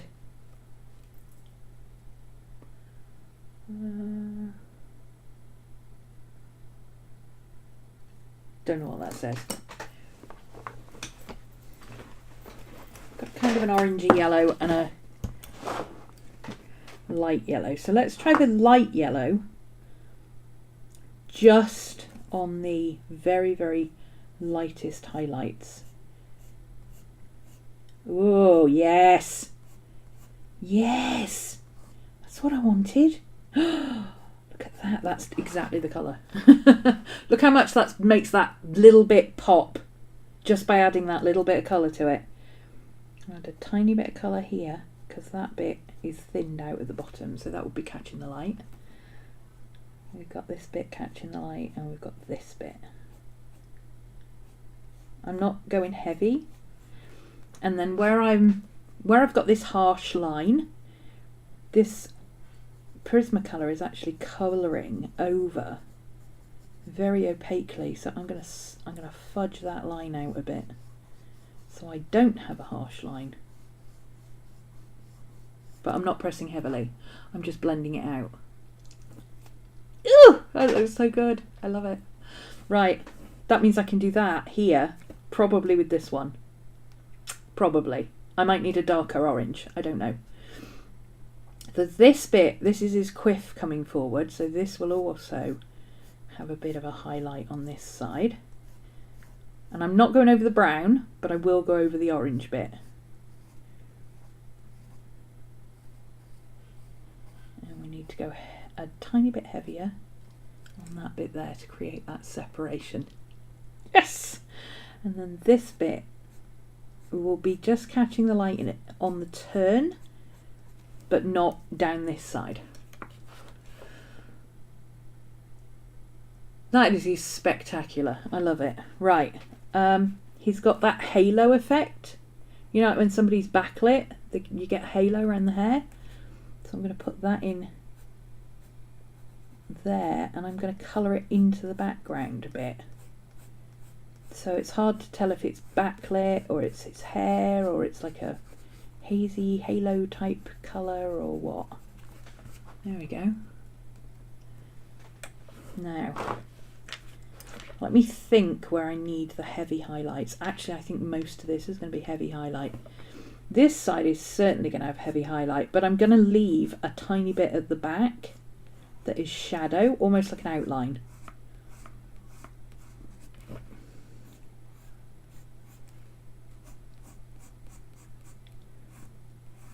That. And then that shows this bit coming up over this bit here. So the parts that are further forward will have stronger highlights. Cut that in up around that snake.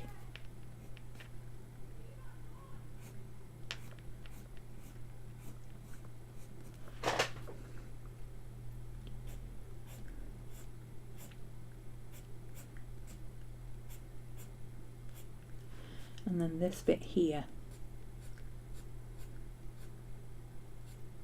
And just because something is darker sections doesn't mean it won't have a highlight. It just means it'll have a darker highlight. A low light, if you will. So these bits here, where it's in shadow, but also it would be catching the light a little bit, these bits will have little bits of... This is also the perfect colour. Fantastic.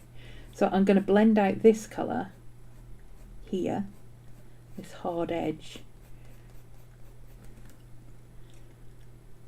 like that.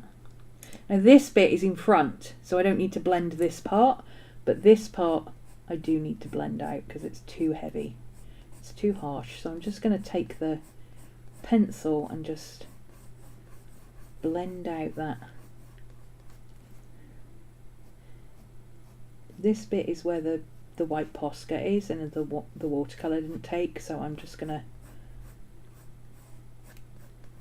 colour that over like that. There we go.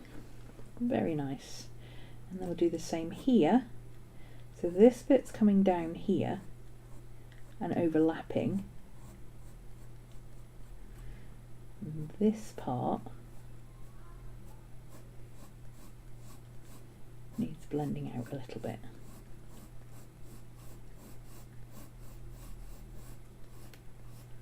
And we can do a couple of strands where it's kind of in the dark. You know, like the yin yang effect. A couple of little bits of light in the dark and dark in the light. Makes it blend together very well. And then we can use this down here to blend this in a little bit better here. I don't want to blend this side, I want to blend this side. Like that. Love it. Love it. Okay, let's do the darker sections on here. I actually really like this graphic shadow here. I'm not going to do anything with that. This is a curl that's coming round. So I'm going to blend that bit out to define where the curl goes.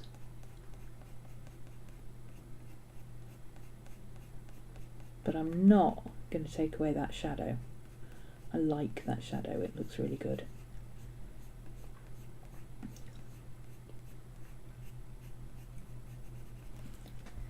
There we go. Now again, a couple of light bits in the dark. Just a couple of bits where it looks like it might have... Is it a bit in the shadow catching the light? Is it a bit in the front that looks like it's maybe a strand of hair across, you know, that kind of thing. That's the effect I'm going for. So then we've got this bit up here. So this is dark, but in this side it's going to be catching the light, so we need to blend that bit out. And then down into here, because this bit is darker but not as dark as over there. And then we've got bits of his hairline. I'm going to scumble out the hairline a little bit. Now this bit is forward and this bit is underneath, so I'm going to keep the heavy line here, but maybe just blend this side out a little bit in his face, and then put the sideburn in like that. Yeah, I love it. I love it. Let's do a little bit more of this here. So we've got kind of a forward and backward curl. It'll also help make that snake stand out a bit. Because does the snake have a shadow? Does the snake not have a shadow? Is it even a snake? Lots of questions. Lots of questions. Blend that bit out. Make it less harsh. Blend this bit in. Make it a bit darker. And this bit. Okay. Cool. Now I need between this one and the dark one to blend those two together. So what have I got? I think it's going to be that one.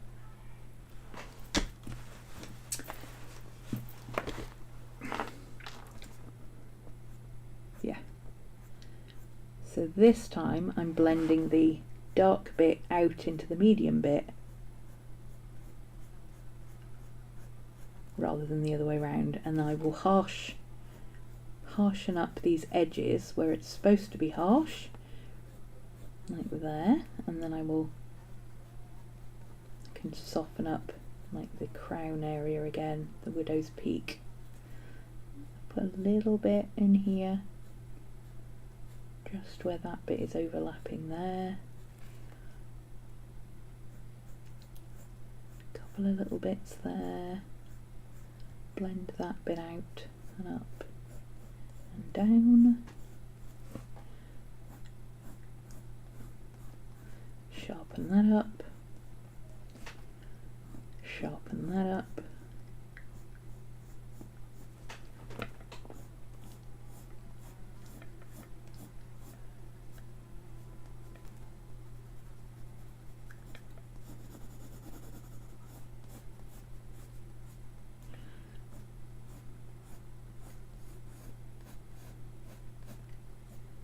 So basically what I've done, I overlapped the pens like that.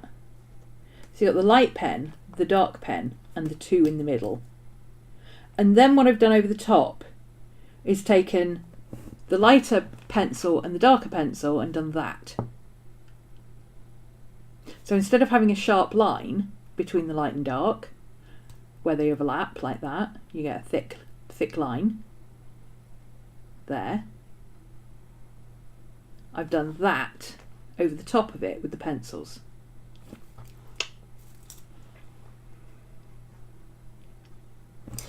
Now what I can do is also use this dark pencil. I can come into this bit in here, which I wasn't sure if I wanted to make it darker or not, and I think I'm just going to make it a little bit darker, but just with the pencil. I'm not going to go over it with the pen again, because that is really far back. I just want to make it a different colour to the colour of his collar. Same with this bit here. This is really dark in here.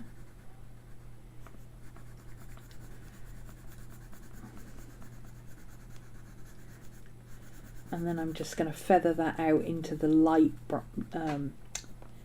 lighter dark brown that's already there. Blend it into the orange that I put in, and then blend this bit backwards again. So now he looks like he's got a curl in his hair that's kind of curling backwards on itself, see? But it's not harsh. It comes down and then, oh, does it curl under? Does it curl over? What's happening? We can't really tell what's happening. And then in the very light bit, I'm going to come back in here and put a couple of little bits of, just to break up.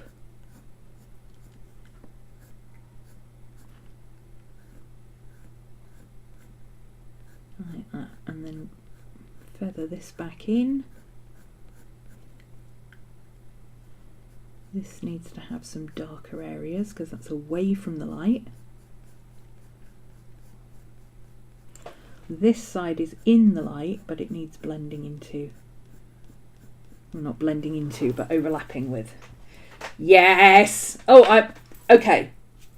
I'm not going to touch the hair anymore.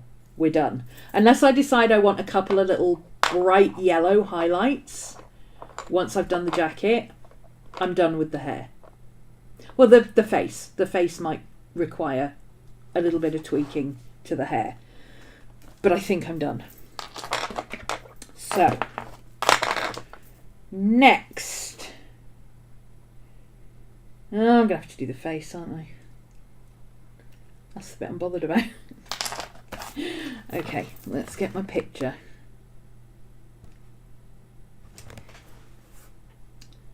So it's kind of a golden colour.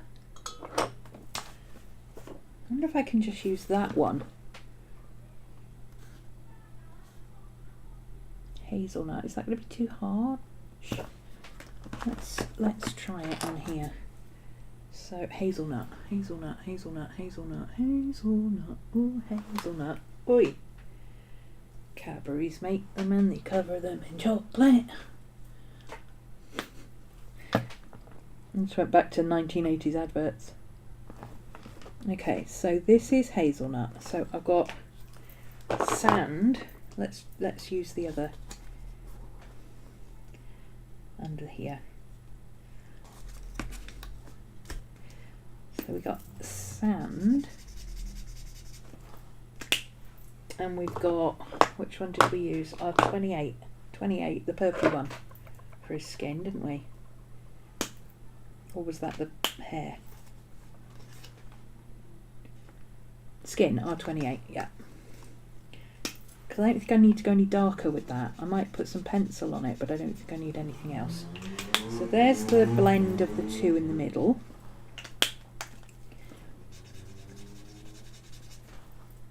That's the wrong colour. That's the hazelnut colour. But that's the right colour. I've just shown myself that that's the right colour, so there we go. We're done. Okay, so the hazelnut, I've got to be careful with the hazelnut. I can't go too wild with it. I want to basically outline the shadows that I've already got. Very faintly. And I want it to blend out. So I'm not gonna do this. I want to kind of create a feathered effect, so as if the shadow is fading out.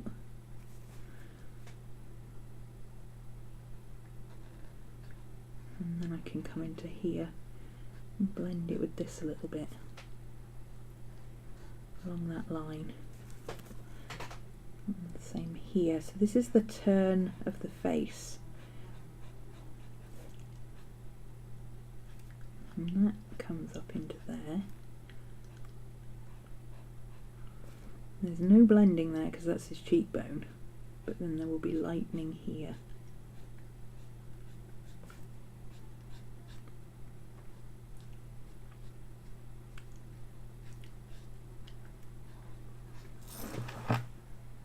Ha! There we go. That's exactly what I needed. Right, okay. So now we need to put in the eye sockets, which are going to be here. This is going to look really weird. His hair's covering forward, so that's all going to be in shadow. Bridge of the nose. All this side's going to be in shadow as well. Slightly more defined shadow. Now I can put that line in there. And I think I'll put my mouth in this colour as well. And then I can add bits to it. I don't want to go too bright red mouthy, you know.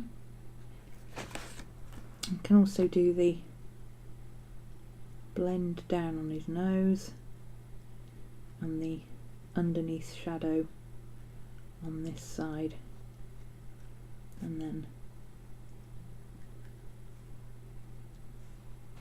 like that. I also need, because his hair is coming forward here, I need a little bit of lighter shadow on this side.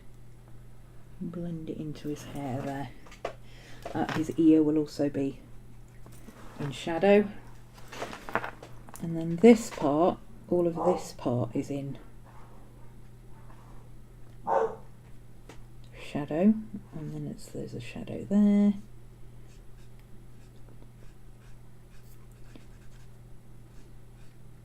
You can really see all the sinews in his neck. So we need to make those stand out a bit. I might have to go back in. There's some lighter colours in here, but it didn't translate very well. That's going to be cast in a shadow. So is that.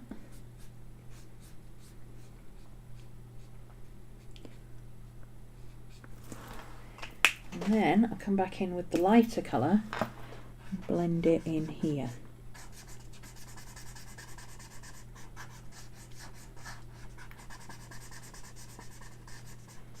I don't need that bit to be too harsh. I want the harsh shadow, but I don't want the turn of the neck. That looks exactly like what I wanted. There we go. Good, you can even see where this bit looks like an Adam's apple. Okay. Interesting. So this is going to be blended into dark. This is going to be blended into light a little bit. This is going to be blended into light. Don't colour his eyebrows in. The bridge of the nose. Let's do the whole of the nose. We can put the highlights in later. So let's blend it up into here. Now this is a very hard shadow because that is literally the shadow of his nose. It's not a turn like this. It's a hard shadow of where his nose is casting a shadow. This is all going to be blended out under his lip.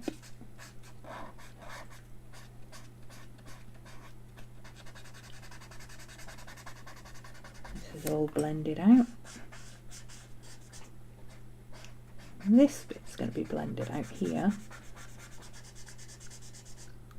a little bit. Now let's think. Planes the face. So he's going to have a highlight there. He's going to have a highlight over here. So let's do along there.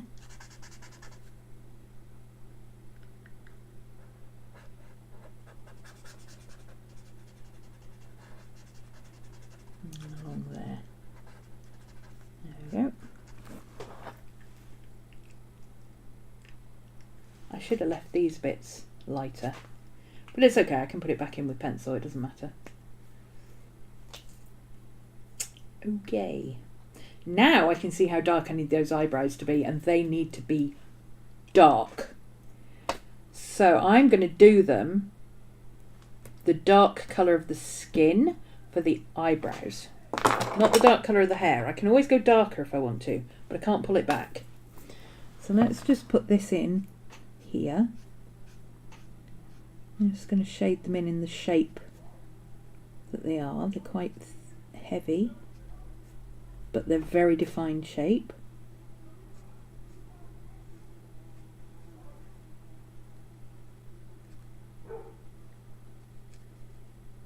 Because I can come in over this with the pencil I used for the hair to add hair and edging to the eyebrows. I don't need to leave them like that. And I know this looks a bit odd, but that's where his eyebrow is. Okay, he's got weird eyebrows. He's also got a weird shadow here.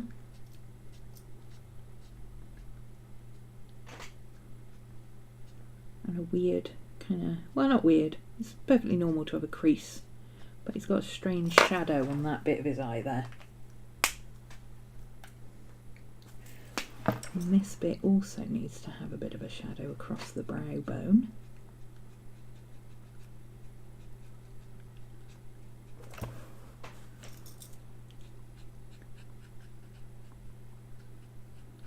Like that.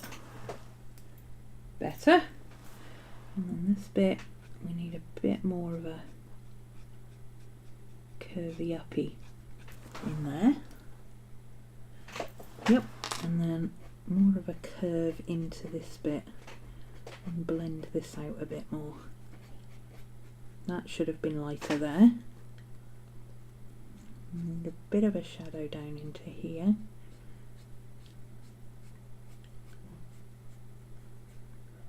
Because although his face is completely lit on this side, you can actually see kind of this bit of his cheek, because he's doing the flat face smile, the Muppet smile. So he's actually got a bit of a chiseled effect on this side. Let's put this mark in a little bit darker here, and on the edge of the mouth, and on the line of the mouth there. The upper lip is a bit darker, the shadow underneath is darker, and I think I'll leave it at that. I'll do more pencil than anything else on that, I think. Okay.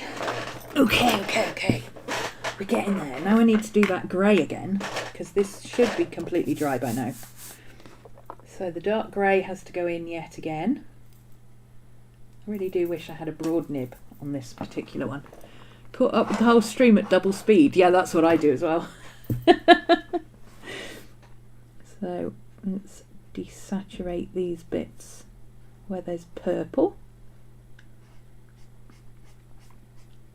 So I'm going to do the same thing, but this time I'm doing the shadows as well as the lapels.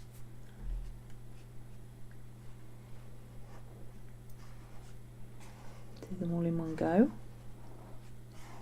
Just a way of working in sections. There's no particular reason for that other than that means then I know what I've done there.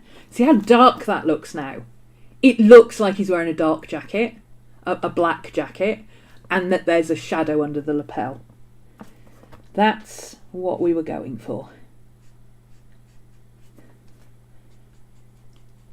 So now if I need to darken up any of this shadow, I can go over it again when I do it this side. And instead of going straight up and down like I've done the last couple of times, I'm coming sideways so that I can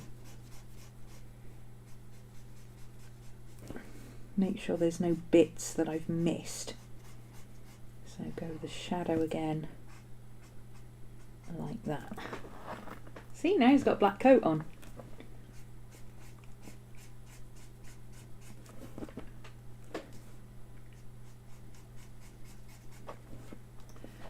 Okie doke. Do this bit in here.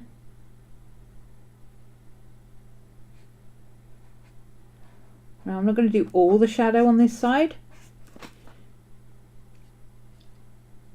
I'm just doing the bit on the coat.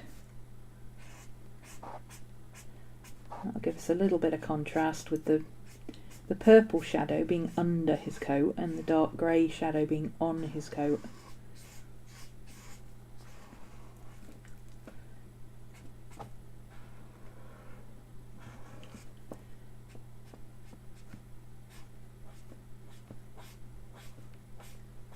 I do like how this paper takes markers. It works really well for markers. Even though it bleeds through like crazy. The front, I mean all marker, unless it's proper marker paper, and even then proper marker paper will bleed too. It's only the render paper that doesn't bleed, and I hate that stuff because it's plasticky. Okay. This side still doesn't seem dark enough. Why doesn't it seem dark enough over here? Have I got to the point where I'm lifting the colour instead of laying more colour down? That's always the question, isn't it? I need a dark pencil, a grey pencil. Nice dark grey, that one will do. To fix that bit there.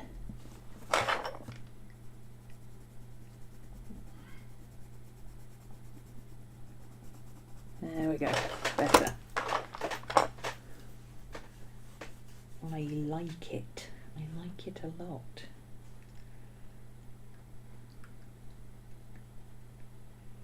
I think it needs a little bit more fun. Is fun the word? I have somewhere a silver pencil. I wonder where that is. Are you in here?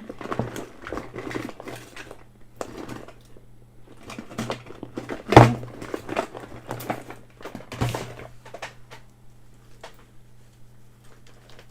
Silver pencil. Silver pencil, come on. You're here somewhere. Where are you? Move that book. Move Maddie's towel. Here we go. Okay. There should be a silver pencil in here somewhere. Where are you? That's not it. Can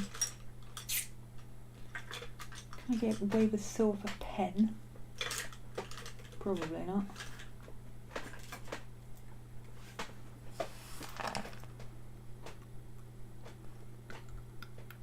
No, my metallic pencils are not in there. They should be in here, but they're not.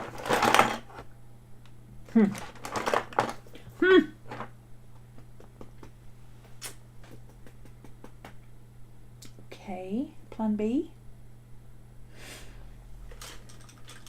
Let's use you. You'd be too high contrast, but if I smudge it a bit, it should work.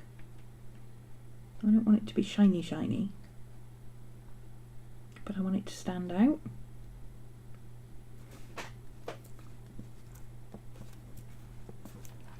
Yeah, that'll work. There we go.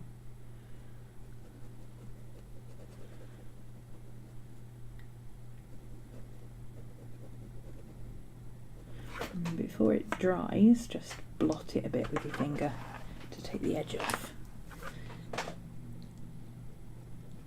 Gives you kind of a silvery look without the shine of a ball pen or gel pen.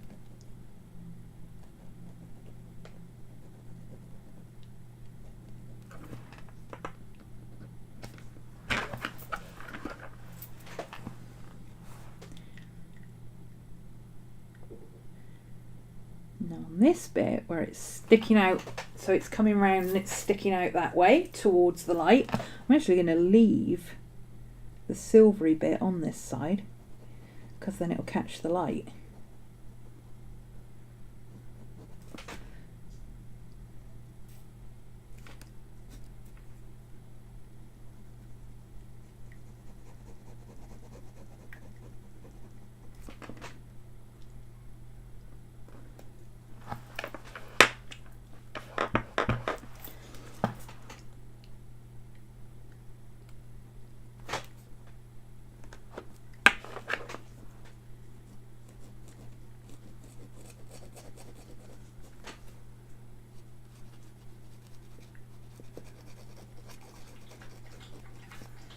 And I'm blending it up into the purple so you can see that it's textured.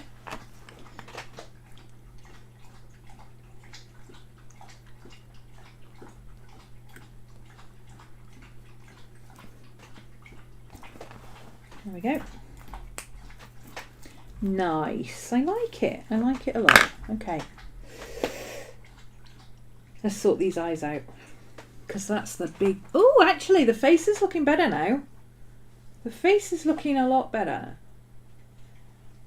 I need to put in a couple of other highlights. I did need to leave this bit here and here, but I can put that back in with white. I can use a light pencil to do that. I like it. I like it a lot. Okay. Let's use a kind of slightly off brown. I'm going to go with, right, this is the colour that I use, the dark colour for the skin. I'm going to use that colour, honey, for the lip, the top lip, because that needs to have a slightly different colour to the skin tone. So what's that number? R26. Oh, it's 20, no, it's 28 I used. R26. There you are. It doesn't have a thin nib. Okay. So let me just pencil in where I want the mouth to be. So it's just that bit there. Very, very thin top lip there. Like that. Okay.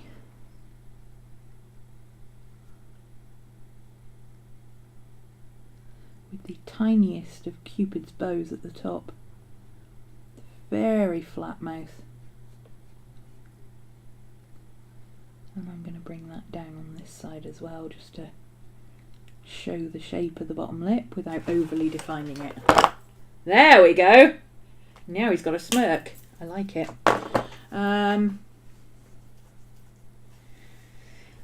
What do I need now? I don't think I need to do much more to the face. I need to do the eyes, but I don't think I need to do a lot to the face. I'm really happy with the way it looks currently. So let's just find a lighter colour I can use for that skin tone. Let's go again with a slightly beigey pink. Let's see how that works. Is that going to be... No, it's too warm. Too warm. We don't want a beigey pink. We want a peach pink, maybe. How's that going to work? Nope.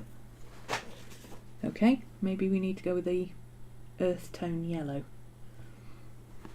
Let's try... What's this one? Jasmine? Yeah, let's try jasmine. Ah, there we go. That's what we need.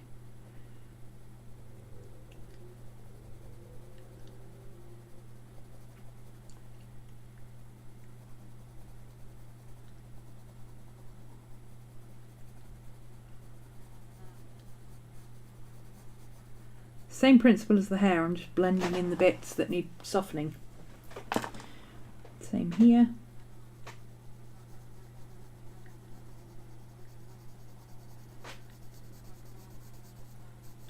Literally just going over the line where the two colours meet and just blending it with the pencil until it Doesn't look as hard. Now on this side is fine. This blends fine. Don't really need to do much with that. But this side doesn't, it looks too flat because there's no colour. So instead of trying to add that dark shadow, I'm going to use the pencil to add a lighter shadow.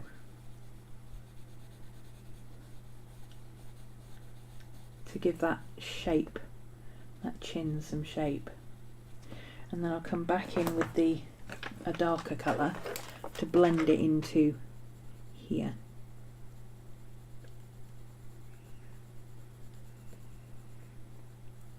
When you've got really strong colours like Copics, Ohuhus, etc. give you, you don't actually really need to do a lot to blend them. The tiniest little barest stroke of a pencil will give you just enough definition. Now this side, obviously it's in the light, but he's still got that bit where it turns down under his jaw. So we need to blend that bit down in. And then blend it out. Whoops. And then it's coming fully up into a bright highlight. So just the barest bit of a turn of the jaw there. Like that. See, now he's got a turn in his jaw instead of it. This side looked round and this side looked like a pancake. Maybe a little bit more up this way. Just a tiny bit. There we go, that accounts for that cleft in the middle.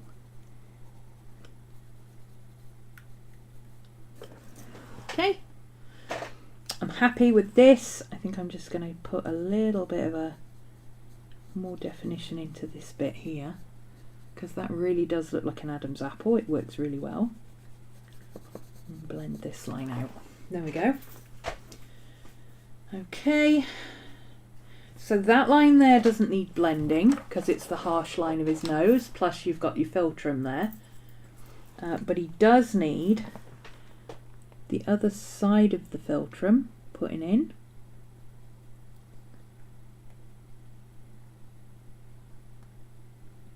There. And then this bit needs to be softened in. Because this bit isn't, although it's a cast shadow, it's on a slope. So it's part cast shadow, part slope. So it's going to have a softer edge to it than a normal cast shadow would have. So I'm going to blend it in this bit and then leave that bit unblended. So now you can see that his nose goes up like that, but this bit is flat. So it's got a cast shadow, it's a harsh shadow. Heh, like it. Okay, I need to do these eyes. This needs to come up a little bit more here. His eye bags are a little bit too, just a tiny bit too heavy. Looks like he needs some sleep. Maybe we don't want to do that.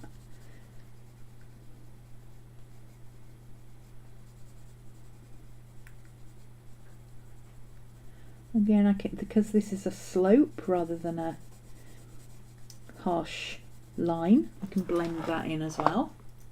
There we go. It just took 5 years off him, look. That's much better. Okay. I need to blend this edge in here, because this is not a hard edge either. It's the rounding of this part of the face. So although he does have very chiseled cheekbones and it is a very hard contrast line, this is just a little bit too heavy. There we go. Perfect. I'm going to leave this bit. I don't need to touch that bit. I don't want to draw attention to any other parts of the face. I want to keep the focus here. So I'm just going to leave those bits. I don't think it's necessary to tinker too much with bits that people are not going to focus on. We've got a nice big highlight there to look at. Don't need anything else. Okay. Now we get to do the eyes. Yay. So I started with a very, very, very pale yellow in the eyes, but a bright yellow. His eyes actually in the picture are much more this colour. but I use that colour to give it a very bright but pale look. So let's zoom in on the old eyes here. Ooh, the eyes are complex. The eyes are very, very complex. I actually think I can stick with that yellow. I don't think I need to use a different colour yellow. Let me see, where's it gone? GY6. There he is. Oh, and I've got a fine tip on it too. So I'm going to ignore the bit down the middle that's basically a black slit. Don't need to worry about that. Black will go over anything. I'm just going to concentrate on the bit that is very yellow in the middle. And then it kind of fades out as you come around. I'm not going to worry about highlights, and I'm not going to worry about the slit. I just want to get the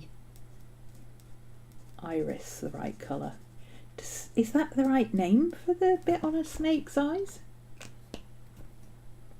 Is it an iris? I don't know. Now, because he's got snake eyes, you've got the ball of the eyeball, but the iris is raised. So I need to make that look like that. So I'm going to actually use, shall I use that or shall I use greeny colour?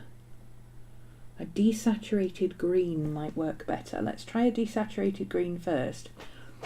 And we can always go back to something else afterwards if we need to tone it down a bit.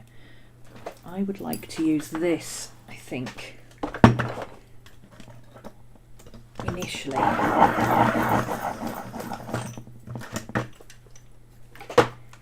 Okay.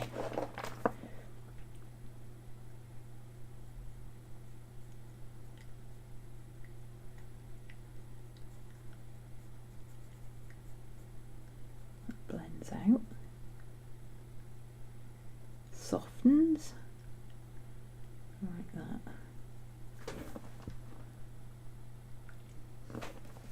I can do it a bit darker and then soften it out. There we go.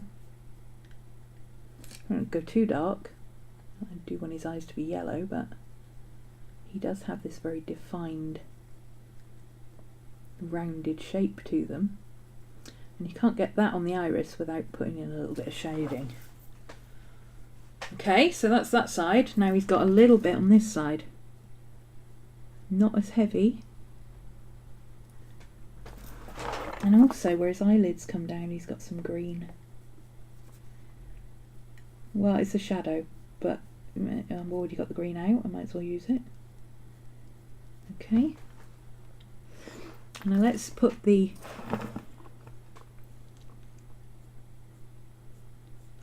slits in the green, because they're eventually going to be black. They're going to be jet black eventually. But let's put the green in for now, so we can see the overall effect. Yeah. Yeah, that's what we want. Hey Gleanne, nice to see you. Been a while. Okay, now I think I'm going to use the brown that I used, the dark brownish red that I used earlier.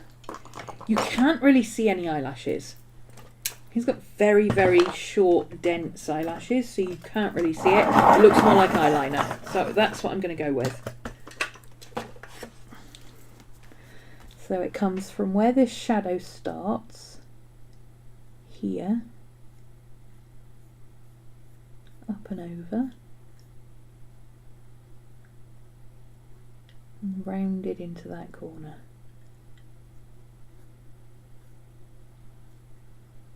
Like that. A bit darker there at the top of the eye.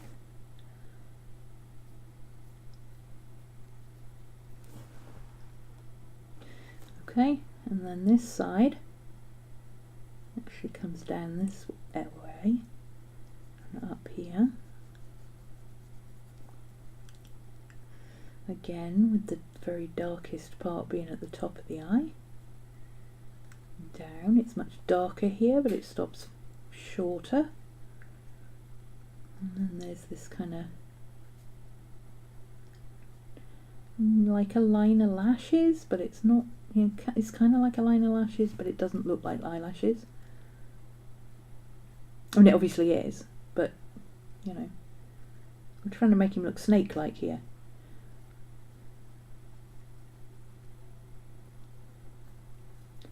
He's also got some very faint shadowing under his eyes there, because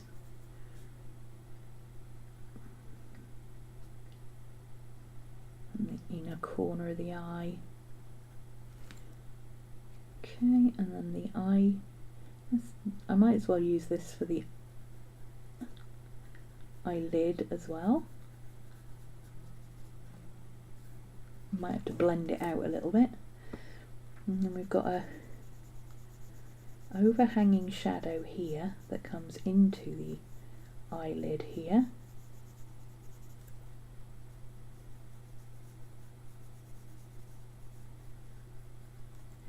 And creates a crease across. Okay, and then we've got a one underneath, quite heavy.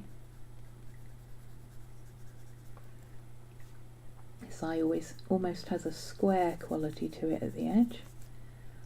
And then we've got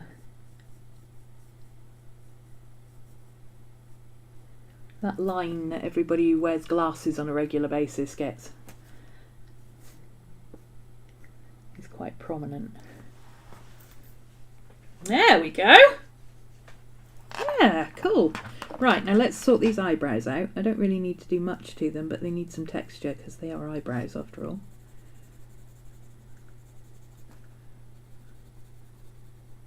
And you know, there's bits of this that, oh, is it eyebrow? Is it shadow? Is it, who knows? Who knows what it is? Could be anything. And on this side, it's a bit more defined. It just needs to look like an eyebrow at the top.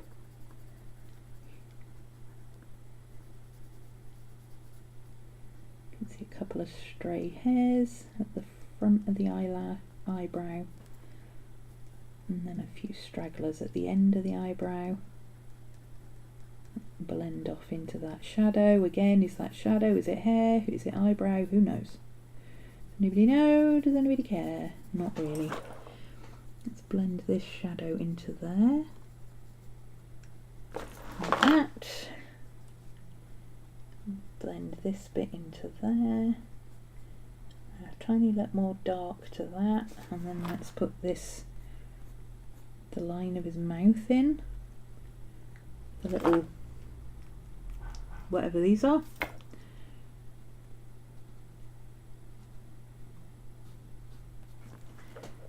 A little bit more of a shadow in here, in places.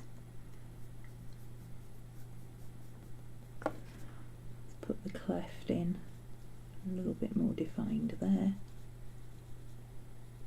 I'm using the barest of touches with the pencil. I'm barely touching the pencil to the paper, but because it's going on over colour that's already there, it's making a big difference even though I'm not really doing a lot to it. This just needs to come in because that bit of your mouth comes in and out, so we just need a little bit of an indentation on this bit here so it's not just a straight line. There we go. Yes. Okay, I think I need, do I? Maybe I could just go with a darker brown again.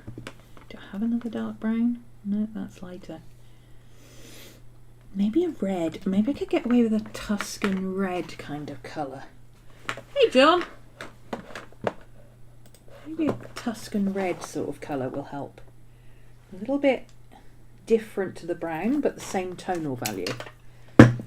Because he is fiery, so red works. Let's add some red texture into the eyebrows here. Oh, there we go, that's what I wanted. Just a little bit.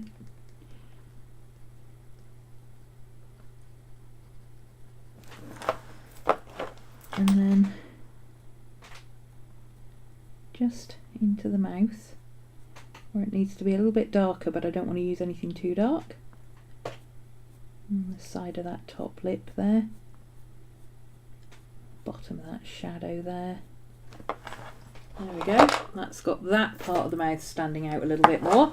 So now I know I can use it on the eyes up here, because there's areas around the eyes, obviously it's slightly pinky, but it's still dark in this picture. So I'm just going to add slightly pink shadows. Well, they're not pink, they're Tuscan red, but I'm doing dark red instead of just going straight in with a light pink.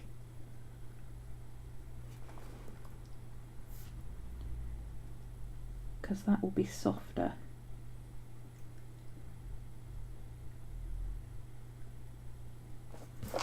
There we go. And then the white of the eye is not white. It's kind of a yellowy greyish colour, actually. So I'm going to start with a cream just to knock back the white a little bit. Again, barely touching the paper, hardly doing anything to the paper at all. And then since he's a snake, we might as well let him go a little bit greenish. So I'm going to use, normally I'd use a lavender grey, but I'm going to use a blue grey. It'll give him that cold tint to his eye that snakes have. Okay, a little bit more in there. Like that. There we go, that's better. Now I can see that there's not enough contrast in the eyes. So I do need to go back in with this green. Put a lot more green into there.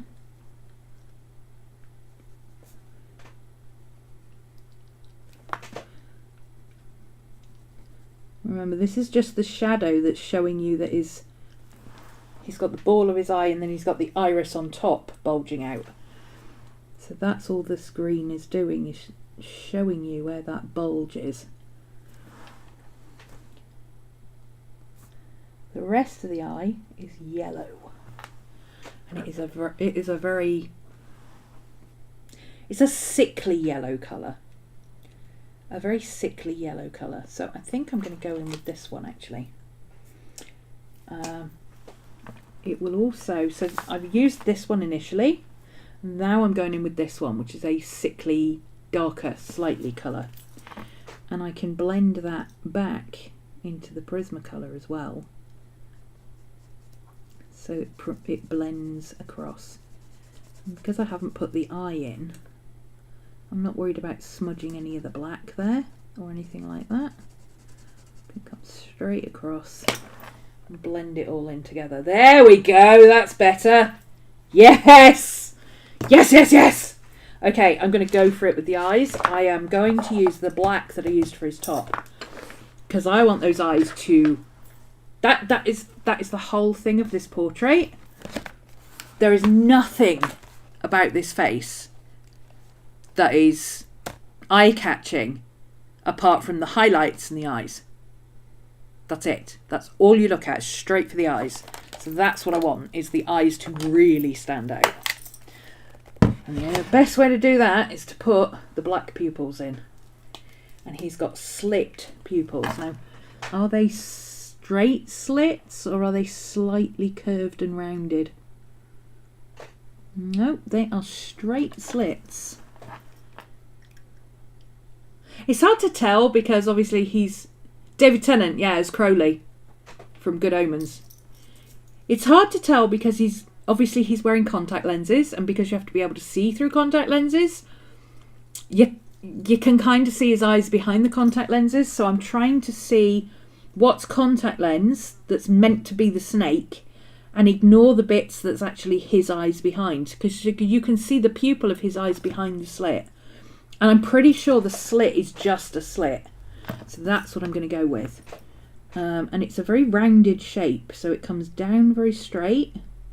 It's going to kind of round it at the bottom and then straight up again. Sit up so you can see what you're doing.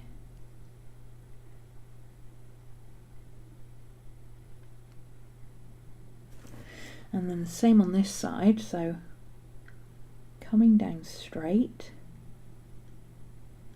a little bit rounded at the bottom, make sure they're the same width.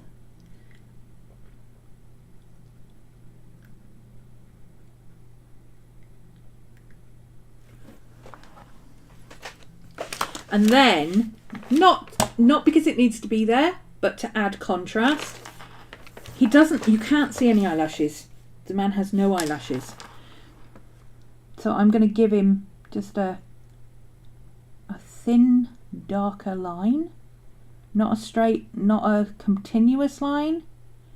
Just enough to emphasize the top of his eyes, because that's where he should have eyelashes. So again, the darkest part is right across the pupil there, and then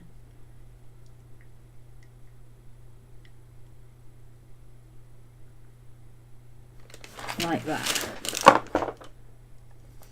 And now, obviously, how do you bring your creation to life? You add the highlight. Oh, actually, I want to add a little bit of white highlight to this side. Let me get my picture again. So where's the highlight on his face? He's got a highlight in here. He's got a highlight on his nose. He's got a highlight here. We've got that highlight there. I'm happy with that. He's got a bit of a highlight above his eyes. Bit of a highlight under his eye on this side. A little bit of a highlight there. Much more blended out. He's got a bit of a highlight in here where he's got those frown lines. A little bit of a highlight here.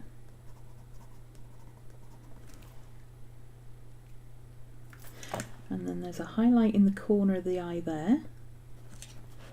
And the corner of the eye here, because obviously eyes are wet. And then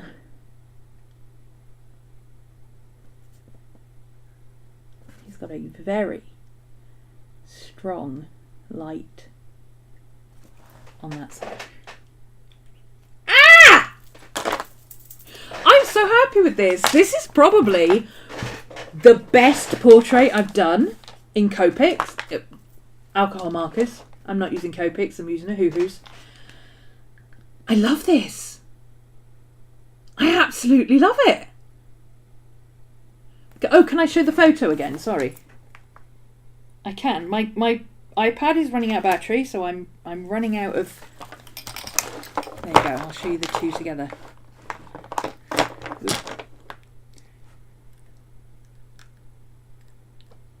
Oop.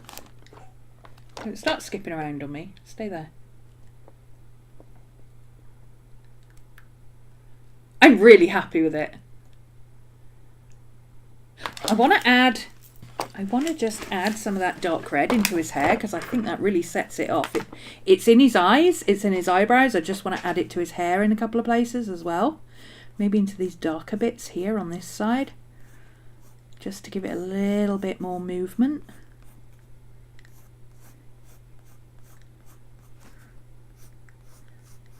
Like that.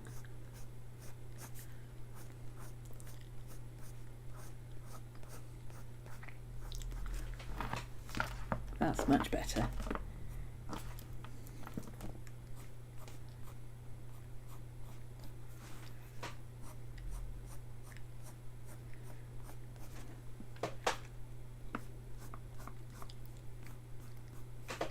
I mean, he's supposed to come from the flames of hell, isn't he? So the least we can do is give him some flamey bits.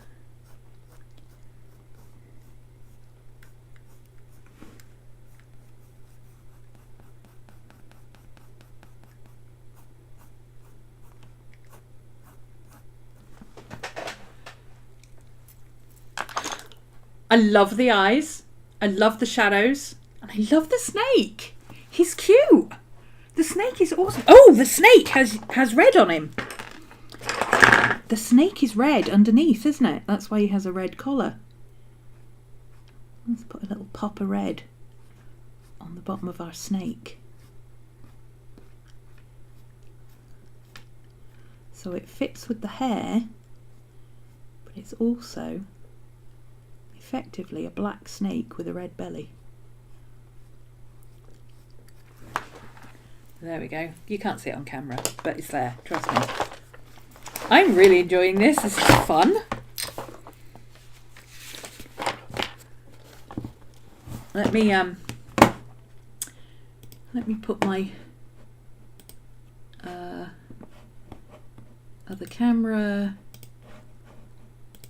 autofocus. Probably get a little bit of glare because my lamp is here, as you can see. But so there's the jacket. You can see I've got lots of texture in the jacket. It does look really dark. It could be a black jacket. I might add a little bit more to it. I might go over it with pencil just to give it a little bit more texture so that it looks like velvet. But I'm actually quite happy with it the way it is. Not too much emphasis on the shape of the mouth or that one side of the nose. But definitely got the face. The face shape is there. I'm really proud of that hair. I think it looks awesome. The eyes. Let's get the eyes in focus. Focus, damn you. Come on.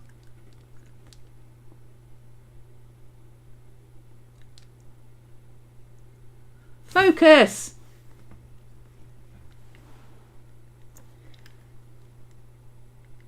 There we go.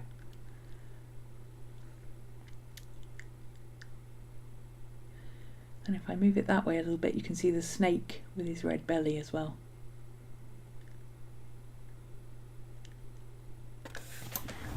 There's a bit too much here. The snake kind of looks like he's got a long nose rather than a... If I could make that a little bit smaller, it'll look like his tongue's sticking out. So let's do that. So let's use the orange. Let's use the medium orange just to knock that length back from there. There we go. And then we'll use the red to just put a little bit more in there. So the snake looks like he's got a tongue rather than whatever that weird thing was that was going on earlier. There we go. That's better. I'm really happy with that. This is the one I did the other day. I was just sat in with no lights, just drawing as I was watching TV, so it's not great. It was a quick sketch one and mostly colouring, but I did want to just tidy up something on it. It's got a little bit here. His face doesn't quite match where it's supposed to be because this isn't defined enough. So there we go. See, that's better. It's better already. I really like that colour on the eyes. I wish I'd used that colour on the eyes there. Let's see if we can add that green into the eyes. I mean, not that it matters because it's so tiny over here. Where's my green pencil gone?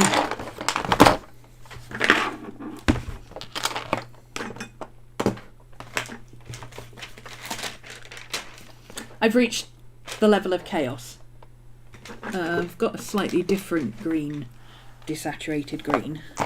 Let's use that on his eyes there. Again, it just gives them more shape. I didn't really do anything with the eyes, I just threw some yellow in. Because this is obviously much more cartoony over here. It's just a quick cartoony sketch. But if I do that, and then I add that yellow that I used for the eyes. Where's that yellow? Is it you? Oh, I didn't use yellow pencil on the eyes. I used the...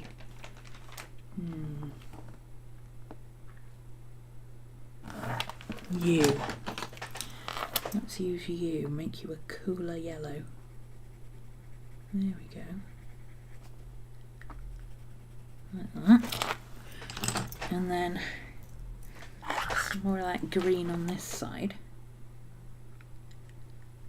to blend it out a little bit, soften it up, so it's not just a big yellow dot in the middle of his face. And I didn't have this pen on me, so I couldn't do his pupils properly, so I can do that now.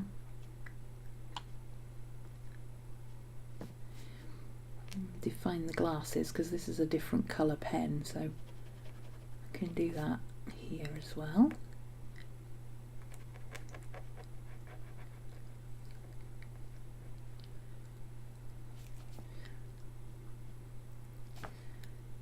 Again, just little movements to draw attention up to the eyes again. And then let's do a little bit of a highlight on his button.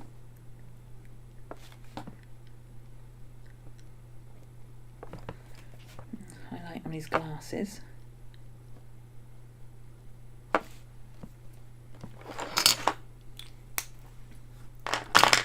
Let's do his silver necktie, but this time I'll leave it proper silver, because I actually did colour it grey, but I'll just do the silver texture over the top.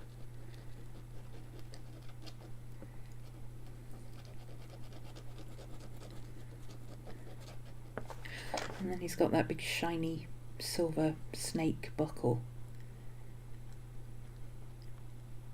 There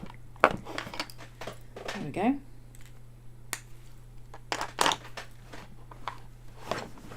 My two Crowleys. One fairly realistic-ish, and one absolutely not realistic in any way, shape or form. I didn't do this on stream. This one I did when I was watching TV the other day. I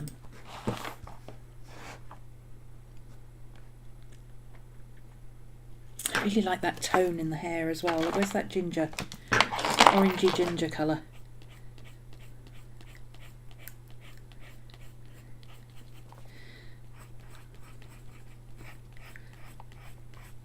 This is the shorter haircut, so I tried to make it look a little bit kind of flame-like it was not controllable. I really like that blend of the three. Unfortunately, I've got something on the back of here, so I can't add the Copics. Alcohol markers, sorry. I'm not using Copics, I'm using Ohuhus. But I can use the pencils to add some definition in there. Like that. And then I can go in with that yellow and add the highlights again. So that will help. So the top of his spikes are going to be the yellow bits, because that's where the yellow of the flames would be.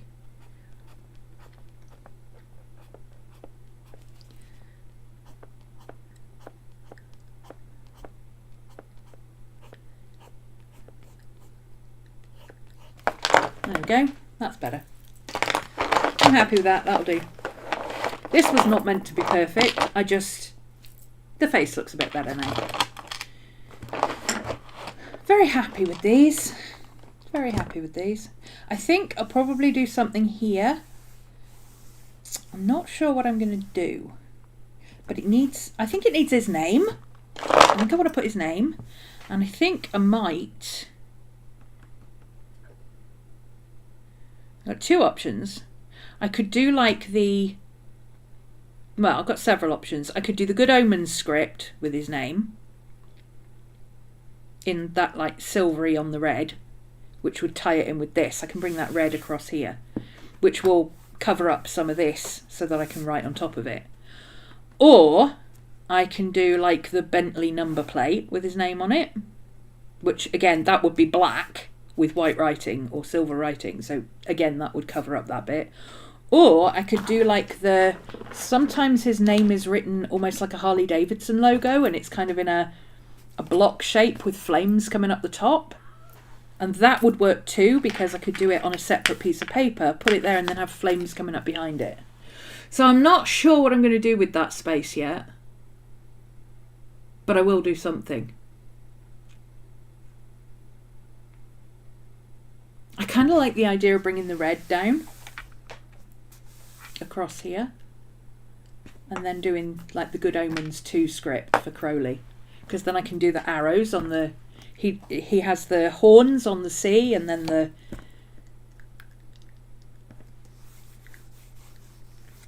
Y has the pointy tail. I think that would be kind of cool. I've got a page in here that I can figure out what I'm going to do, because I've got a page in here that I've already written on, so I don't really want to erase stuff and redo it. There we go. This has already got bits on it, so I could do, let's just sketch out some ideas. So I could do, it would be, I can't remember exactly what the Good Omens text looks like, but it would be, it's kind of a 3D effect, like actually it looks like number plate writing. It's got that kind of pointed bit in it, so it's light on one side and dark on the other. So I could do that.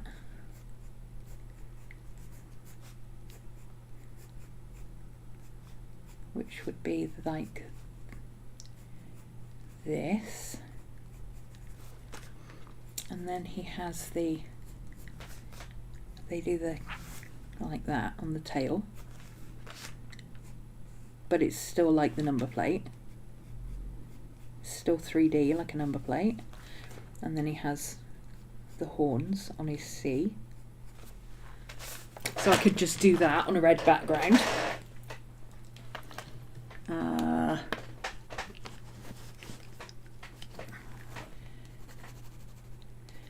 Like that.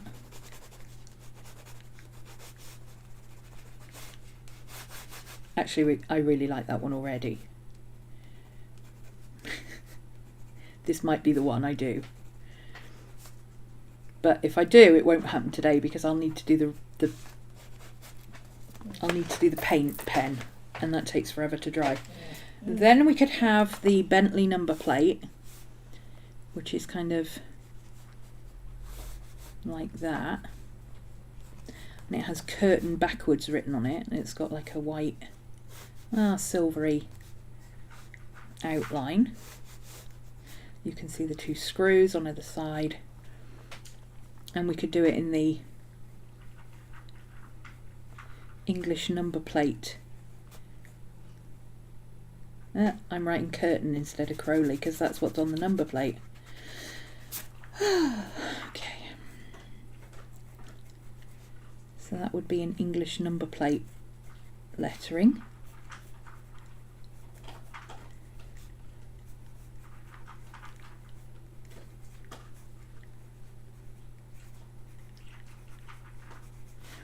But again, we can do the tail and the little horns.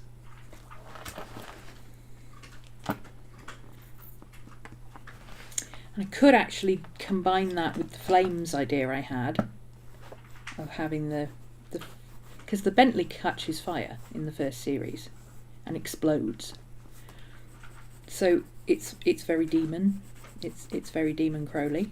If we have the car on fire or the number plate on fire, what if I combine all 3?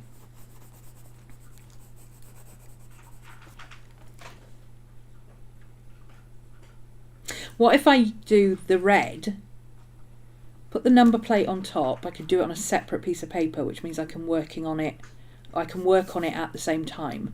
Could do the red and the flames, do the number plate, but use this font. I like this font. I like the Good Omens 2 font rather than the number plate, but make it very obvious that it's a number plate.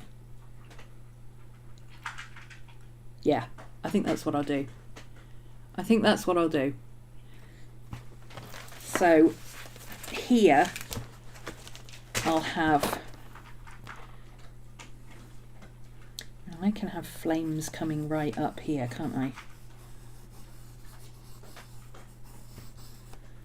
Take up some of this white space.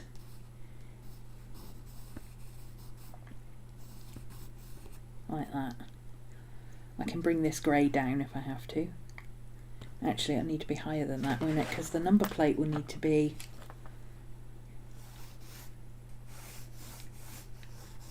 that sort of size. So if I do the orange flames actually coming up over his jacket like that, and then behind the number plate, that's very Demon Crowley, isn't it?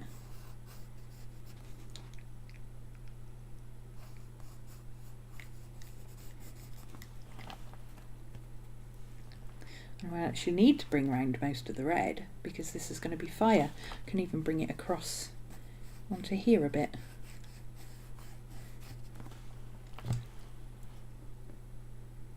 Yep, that's what's going to happen. That's what I'm going to do.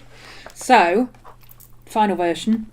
I might bring this red across here, actually. I'm okay with the white on this side. I like that because it's the light that's coming across. But I might do kind of a reddish fade out over here. This bit will have a little bit of red. And then the orange, the flames, will come across behind the number plate and go across into this side, but not all the way across. I mean, I could take them all the way across and do them all the way across this side of the page, but I don't feel I need to. And then the number plate I can do on a separate piece of paper, which would be useful because I can do it on black paper and use silver pen, which would be a lot easier than trying to colour it on a white page. So that's going to be about that big. So I'm going to need a piece of paper. First work in inches, but I've only got this. So I need a piece of paper 5 by... oh... let's call it 15 and be done with it, shall we? 5 by 15, that's nice and easy to remember.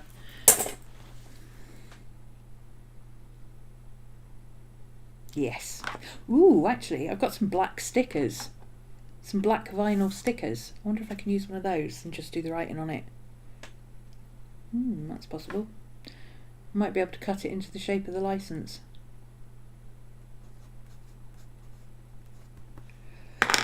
Oh, I don't know. It's me done for today, I think. I'm just gonna... shall I take I'll take a photo for the gram. I haven't finished it yet. No, I don't want to reveal this one on the gram until I finished it, but I will do one for the thumbnail. Maybe I'll wait till I finish this to do the thumbnail, because I might go and do this now. I don't think it's going to take that long. In fact, I've got my paint marker sat right here, so I actually could do that bit now, and then it'll be dry by the time I come back to it. Let's fade this in around here.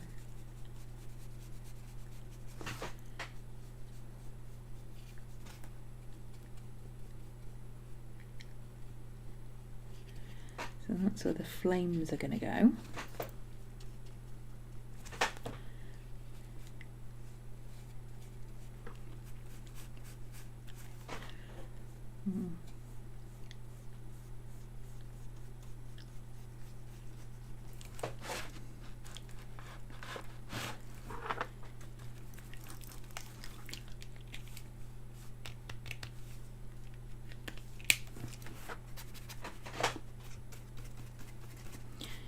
Pen is running out.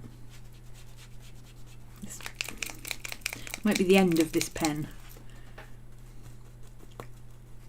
But I'm only going to do this bit. Come on. You can do it, pen. You can do it. Come on, work with me here. Work with me. Come on.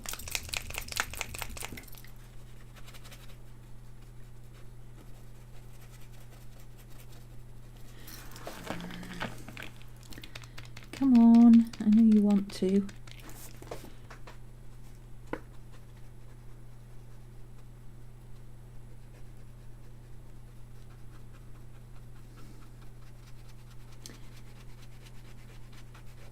One square inch paper, that's all I need you to do. 1 square inch paper, come on. You can do it. You can do it. There we go. Go on, you can do it. You can make it. One tiny bit more.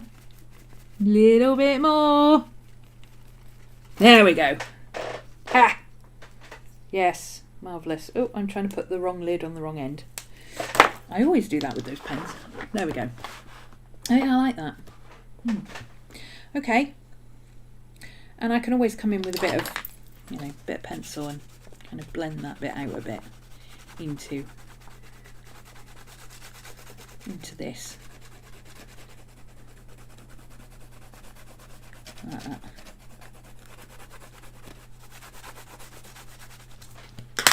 There you go. You can't really see that because there's too much there's too much light on it, but I did make a difference. Look, and then I'll put his name down here. Orange flames. I'll try and find an orange that goes with his hair. Ooh. Oh no, I'm gonna have to use something opaque. It'll have to be gouache probably. Have to use my acrylic gouache to cover over that. Although it doesn't have to completely cover it. I mean, if you see his suit through the flames, it's not the end of the world, is it? I don't know. I'm going to have to think about that. I will think about... I put this one up today, so I don't need to put this one up yet. I will put a... where's my phone? I give up. I've lost everything. I'm going to need that for there. You're going over there. There's my pencils. There's my pencil case. There's my phone. There we go. Let's just grab a picture for the...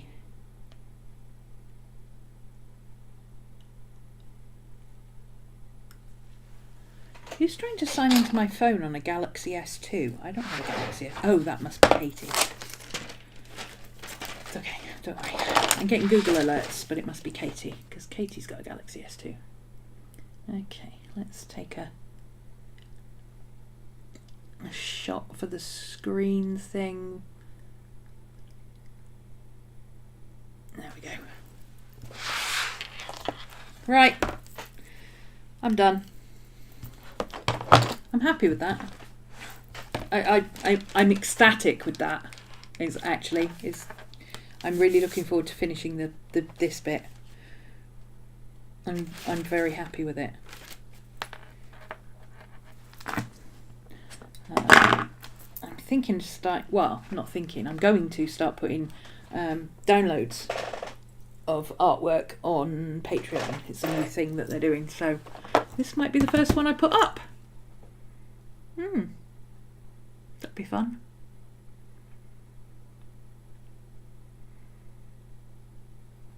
Right. I will see you all if you're in class. If you're on my Patreon, I will see you tomorrow for a tarot thingy that we're doing. And if not, see you back here again next week, hopefully. And if you're really lucky, you might get a video in between. I'm trying to do some more videos. But more haste, less speed right now, I am. Which I recently found out doesn't mean what I thought it meant.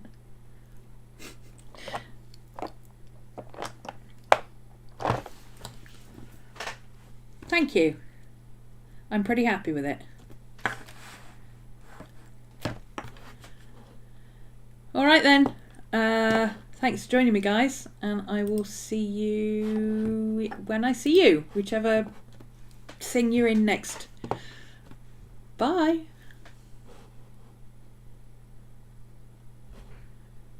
How do I turn it off? Not a clue. Oh, stop streaming. There we go. Let's try that one again.